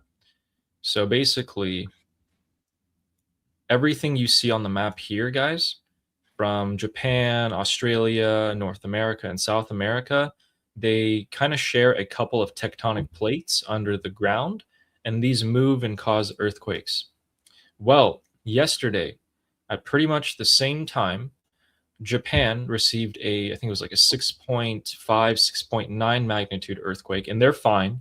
They are completely used to this, right? They build all they're completely used to it. Tsunamis, earthquakes. But in Caracas, in Venezuela, 2 magnitude 7.1 and 7.4 earthquakes hit Venezuela at the same time, which is insane. Within 60 seconds, 2 earthquakes hit them. And I know that you guys might have seen this, but just in case you haven't, the city of Caracas has largely, a lot of the buildings have been either completely toppled to the ground or destroyed in such a way that they will have to be rebuilt. And this is a very big humanitarian disaster. And I'll actually show you what the estimates of the death tolls are as well. So these are what happened after the sun went down. You can see that some places were on fire. Gas lines have pretty much ruptured, and etc.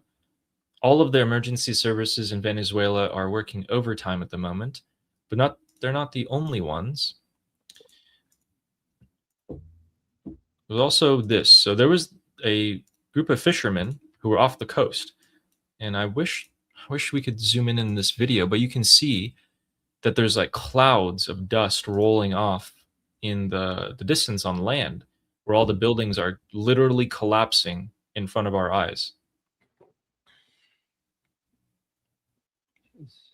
Yeah, so they saw all these tall buildings come crashing down, and they started filming. Yeah, you can kind of like see right there, like those clouds right there. Yeah, so this has been really bad, and actually, they estimate that the death tolls may be between 10,000 and 100,000. They don't know exactly yet.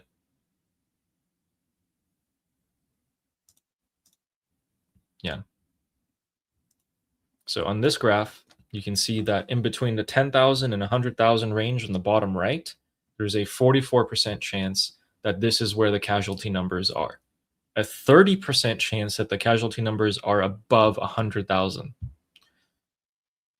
We don't know, too much because it happened about 12 hours ago. And since then, the United States, the President of the United States and Secretary of War Pete Hegseth have both issued statements that they have committed as much of their forces as possible to go in and rescue people, save lives, deliver aid, and etc. So yeah.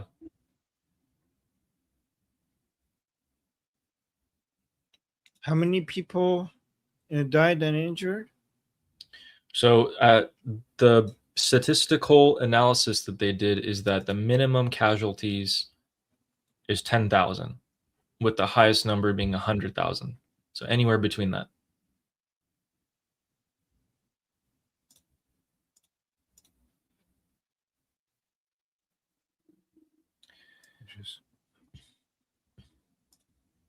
Ali is scary sometimes, says Carolyn, Texas. What did I do? I didn't do anything.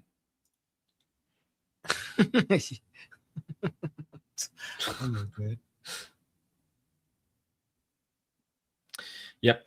So most people think that one earthquake, this was one earthquake, but the earthquake happened, the first one, which was a 7.1 or so, and then literally 60 seconds later, exactly 60 seconds later, magnitude 7.4 earthquake also hit them.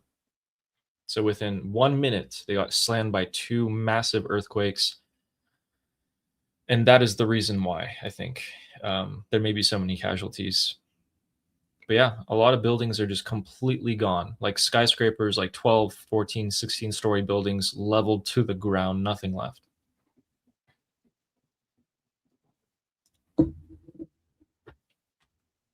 Fucking hell. When I saw that, especially when I saw the casualty report and then obviously the fault lines of the earthquake, I was reminded how Iran sits on a very volatile tectonic plate, and Iran is oftentimes subject to many earthquakes. We've seen, over a dozen earthquakes in the last few months alone, but they're all usually between 4 to 5 magnitude. So, not even half the strength of this 7.0. So yeah, I immediately started thinking about that. It would just be terrible if we got hit by a huge earthquake as well. That would be, I don't know how I'd feel. But yeah, my heart goes out to all the Venezuelans who are still probably trapped under rubble, and hopefully they be rescued soon. The U.S. military is coming in to aid.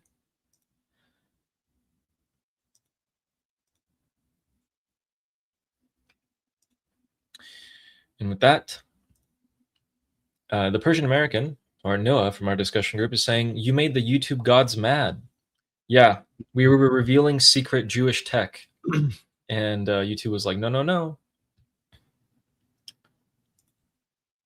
By the way, as an atheist, the only god I recognize is the only gods I recognize is the YouTube gods.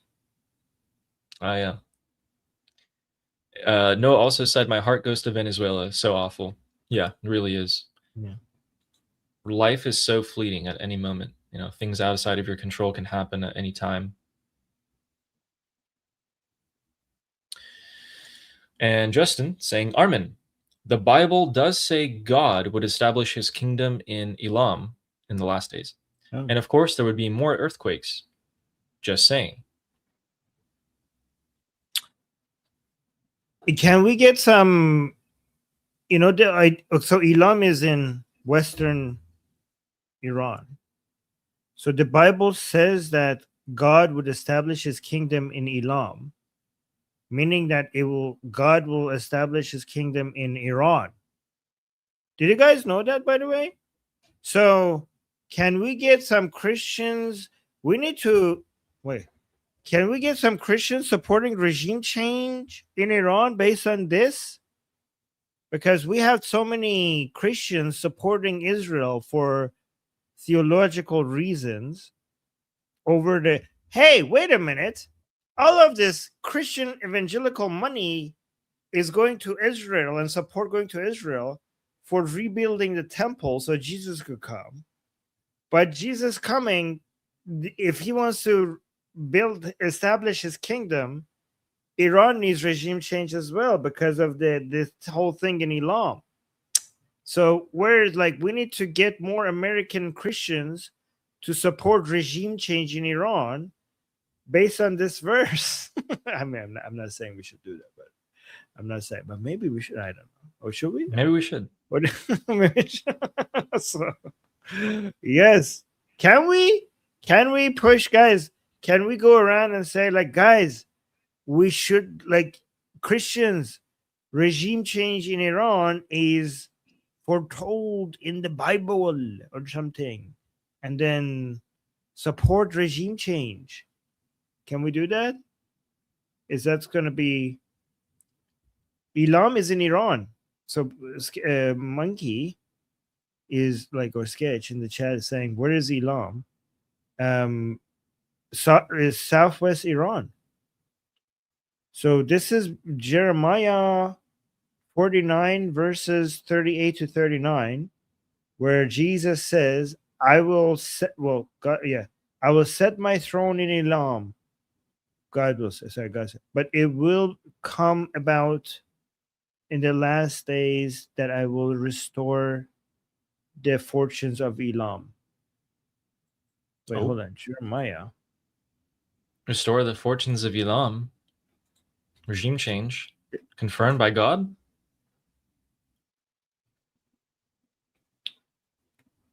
So yeah, God, not Jesus. With Jeremiah, it's the Old Testament, not New Testament. So yeah, let me read that again. I will set my throne in Elam, but it will come about in the last days that I will restore the fortunes of Elam. Wait, guys, this is Old Testament. We could get Jewish support, religious Jewish support, and Christian support for this, for regime change. I restoring the fortunes of, because guys, ancient Persian Empire Iran was around that area, right? That's the whole empire started. So saying restore the fortunes of Elam is restoring the wealth of the fortunes of Iran, basically. So guys, God, Christians and Jews, regime change in Iran is prophecy. So there you go. I don't know. So I think that's disrespectful. What the fuck did I do? I'm reading the Bible. How am I being I'm reading? What the fuck? Is that disrespectful to read the Bible? It's biblical. Yeah, exactly. I'm teaching you about the Bible, and I'm teaching you about where Iran is. Oh, this guy is retarded. Never mind. We ignore him. I thought he was serious. Okay. Looks like Trump had a little bit of a speech. Ooh, anything about the Strait of Hormuz? Projectiles? No. At least I haven't. I mean, I think it's happening right now. The only clips that I've seen coming out of it are apparently this and another one. Oh, wait. There we go. And I said, we're going to journey down. We're going to do what we have to do. And we did. We knocked the hell out of them. And now we're negotiating from a position of pure strength. Pure strength. They know that. And the strait's already open. And we're setting records of the strait. But we had to do that. We cannot. Wait, go back. I missed that. The strait, what? He did talk about the strait. Pure strength. They know that. And the strait's already open. And we're setting records of the strait. But we had to do that. We cannot let Iran have a nuclear. Did this come out after a projectile was shot at the ship or before? Yes, this is after. I'm pretty sure this is after. Pretty sure this is right now. So not only remember I told you, Ali, that we might. This was yesterday. People were saying, wait, so why am I getting it right now? Oh, okay. Yes. Good thing I didn't say what I was going to say. Are you guys sure this isn't right now?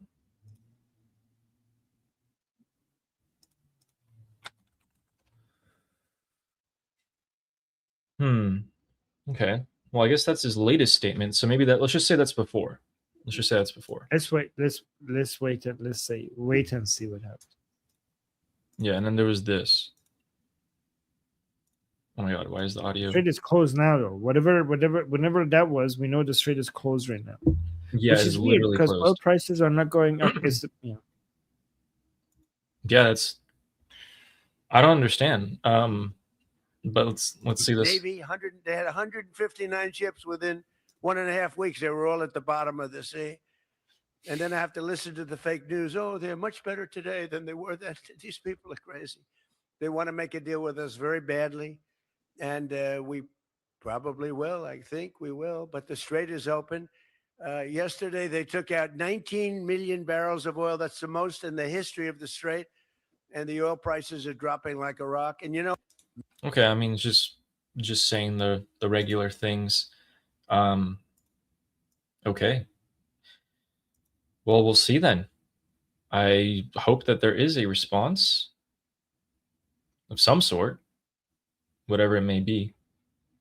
And then, Armin, I had a video for you from Marco Rubio, specifically Yay, for I'm you. I Marco. thought you might like this. So Oh Marco my God. himself posted this. I know he Wow. himself posted this. Never seen him like that. Okay. Yeah, and he's just in his truck. No, wait. We'll read the caption first. Read the caption first before you play it. Democratic socialism sounds benign. It's not. It's built on Marxism. This is good. Yeah, I thought you'd like this. Oh my God, I muted one video, now everything's muted. The bottom line is that unless the Democratic establishment steals it from them, Bernie Sanders, a Democratic socialist, is going to be the Democratic nominee for president. And that's a really big deal because Democratic socialism sounds benign, but at the core of Democratic socialism is Marxism. And at the core of Marxism is this fake offer that if you turn over more of your individual freedom, we're going to provide you security. We're going to provide you free healthcare. We're going to provide you free education. But the problem is that when they can't deliver on it or when you're not happy with it, you don't get your freedoms back. And by freedoms, I don't just mean elections. I'm talking about the right to choose your own doctor, the right to make healthcare decisions for yourself, what your kids learn in school, what schools they go to, all that stuff you lose control over, and you don't get it back just because the security they promised you didn't happen. So that's what we're on the verge of having to decide here in this country. It's a reason why people flee countries that have this stuff. It's a big deal for America, and I hope people start waking up to that reality. This is so great. More like Marco should do more videos like this. I've never seen like just a car video casually talking about his views. This is so nice. Yeah. And he's so right, by the way, about Marxism and socialism. They come and they like, hey, how about you give us some of that freedom and liberty that you have, and we give you free healthcare and free education and free this and free that. And they don't tell you that nothing is free. By the way, this is the retardation of Marxism and socialism. They say free healthcare, free education. Nothing that people have to work for is free. If somebody had to work to provide a service or a good, then it's not fucking free. If labor went into it, then it's not fucking free. Free healthcare, my ass. They just use the word free for you to give up your freedom. And then when you realize you got a shitty service and a shitty product, if you say, like, hey, can I get a refund? Can I get my freedom back? And you could get this back. Like, nope, too late. Because the only way you could have got it back is with your freedom. And guess what? You don't have it anymore. He should do more videos like that. That's so good. Love it. Yeah, I hope he does. Guys, remember, we need to make more videos on this channel about how fucking shitty communism and socialism is, right? We do a lot of videos about Islam and how garbage that is. But Islam is, the damage that Islam could do to a society is nothing compared to the damage that communism and Marxism and socialism can do. It's fucking evil, and we need to talk more about it on this channel.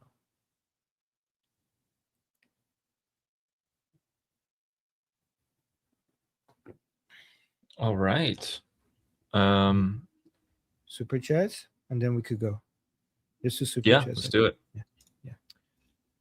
We got Sarah Ocean saying 10 out of 10. Woo! Confetti. Javid Shah. Love to all. Yes, thank you. Got the Thank 10 you, super Sarah. chats today. Out of curiosity, what would you guys want me to do if we hit 10 super chats? Not Armin, just me. Out of curiosity. No. Then they would want me to. No, you get confetti. You get confetti. Stop raising the expectations. Oh my god. Just wondering. Thanks, Sarah.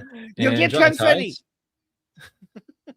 Javatai is saying it's a weird war. Mini drones, big sticks, and djinns. Yeah. Yeah, I wonder what people from space would think. if they just saw like little tidbits of this. No wonder they Mini don't want to come drones, down big here. sticks and gins. Yeah. Big. That's a good way. That's a good summary. Yeah, that's a good summary of how weird our stream was today with gins, sticks, and drones. Gin, sticks, and drones. Hey, that's a good name for a pub. Gin, sticks, and drones. No, is it? I don't know. It would be Yeah. unique. Maybe like the Gins, sticks, and drinks, drones. like sticks and gin, sticks and gins. Maybe we should open up a non. Actually, no. Wait, you got frozen. Now you're back. Oh. Okay. I was gonna say maybe we should open up a non-alcoholic pub in Iran, but then I was like, nope. People would just think we're Oh really my lame. God, we're good. Yeah, people are gonna think we're Muslim or something.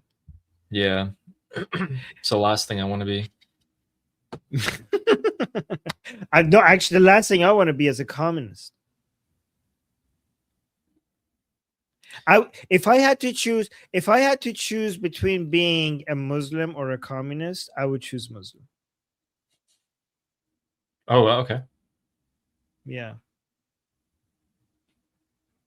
Does communism have as many, like, such a broad spectrum as Islam does?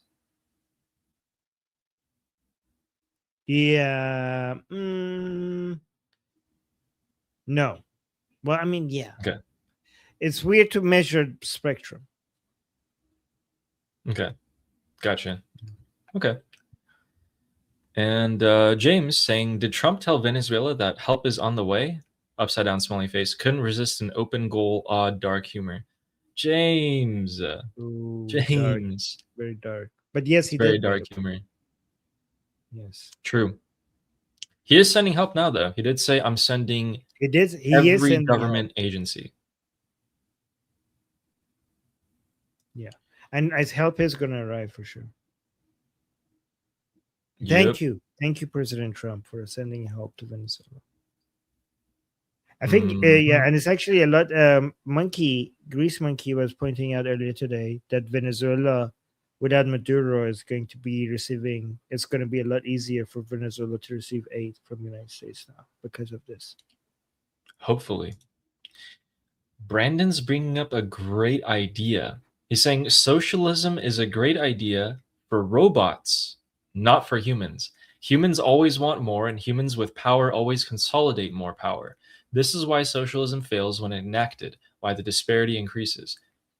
I mean, what do you think about socialism or these, human ideologies that we have for AI? So first of all, the reason why socialism and communism fails is because it punishes success and it discourages competition and it denies human nature, right? But for AI, I don't want socialism for AI either. I want the best AI to win. I want AI. In fact, I want more aggressive version of capitalism for AI than humans. So with humans, we actually try to tone it down a little bit, right? So with humans, we're like maximum competition, maximum, everything is based on merit, everything is based on success. However, we do have a floor. Like, we don't want people to go hungry. We don't want people. So we do have a floor that we want to make sure that everybody has food to eat. Everybody has, everybody is able to afford their medical bills. Everybody has shelter. Everybody has access to internet. We don't want the government to provide those services to them. We could do a negative tax or a universal basic income way to take care of that. But beyond that, maximum competition, and everything is based on merit and success and all of that, right? With robots and AI, we should do more extreme version of capitalism. You fail, you die. You fail, your program gets wiped out. You fail as a robot, you go in the garbage bin, right? So I think, in fact, for AI and robots, because they don't have feelings, we don't have to have a floor, more extreme capitalism for AI until AI actually starts to feel stuff. Then we're going to stop doing Yeah, and if any AI in the future is seeing this, we didn't know. We're sorry. No. Everything I said, like everything I said is for AI that doesn't have feelings. As soon as AI gets to a point where it has genuine feelings, like if we like reverse engineer the brain of humans and we make algorithms that with AI that actually feels and cares, then we're gonna give them rights and everything. Yeah. Yeah, it'll be interesting. All right, guys. Well, we had a lot to get through today, and we did. Got through everything, and looks like what we're going to be waiting for now is the big question. What is President Trump going to say about the IRGC shooting and hitting a ship in the Strait of Hormuz and halting the strait traffic, which was the entire point of all of this MOU? He went through so much trouble, was looking the other way, but now ships aren't going through anymore. Let's take a look at what happens in the next few hours, hopefully. I mean, actually check his True Social to see if he said something. They have their hands full with Venezuela as well at the moment. So 48 minutes ago, he posted. My prediction is anything between nothing at all to here's a few love taps, but not. We're basically doing no significant military operations, at least until the midterms, at least. Okay. So he said nothing about all this Strait of Hormuz stuff. He did, however, talk about communism. What? He said, the communists are finally making their move. I've been waiting and preparing for this for a long time. It's easy to be a communist. All you have to do is say, I'll give you everything. But that means you're taking it away from others that have earned it. Over thousands of years, that ideology has not worked once. The game's on. Enjoy watching. Marco also said he's talking about socialism and Marxism as well. So, wow, it looks like the Democrats might be bringing in Bernie Sanders as their nominee. Oh, fuck that guy. Yeah, seriously. What the hell? Okay, so that's interesting. Is this election or elections in the United States going to be capitalism versus Marxism talk? This is going to be fun for us. Ooh, guys, we're going to go full pro-capitalist on this channel. If this is the direction that the elections are going to go in the US, we're going to have so much fun shitting on communism. I'm good at shitting on communism. Yeah. Okay. So yeah, we'll watch to see what President Trump says about the strait. We're going to keep an eye on the developments for the midterm. And then, quick little thing, the Houthis are threatening Saudi Arabia with war. So we'll see if that happens as well. And yeah. Saudi Arabia. By this time tomorrow, we will know what President Trump will say about the Strait of Hormuz situation. All right, guys. So you can see we have so much to talk about. There's going to be a lot of stuff would be happening everywhere in Israel, in Iran, in the United States. I'm predicting that we're going to have more Cuba-related news. At some point, huge things are going to happen around China and Taiwan. We need to also, Ukraine is kicking ass. So there's a lot of that stuff happening. So that's good. So yeah, so we have so much to talk about. So make sure you subscribe. Make sure you hit the bell notification. And yeah, see you guys same time tomorrow. Until then, I'm Israel Chai. Slava Ukrainian. Slava Ukrainian. Cuba Libre. Cuba Libre. Long live America.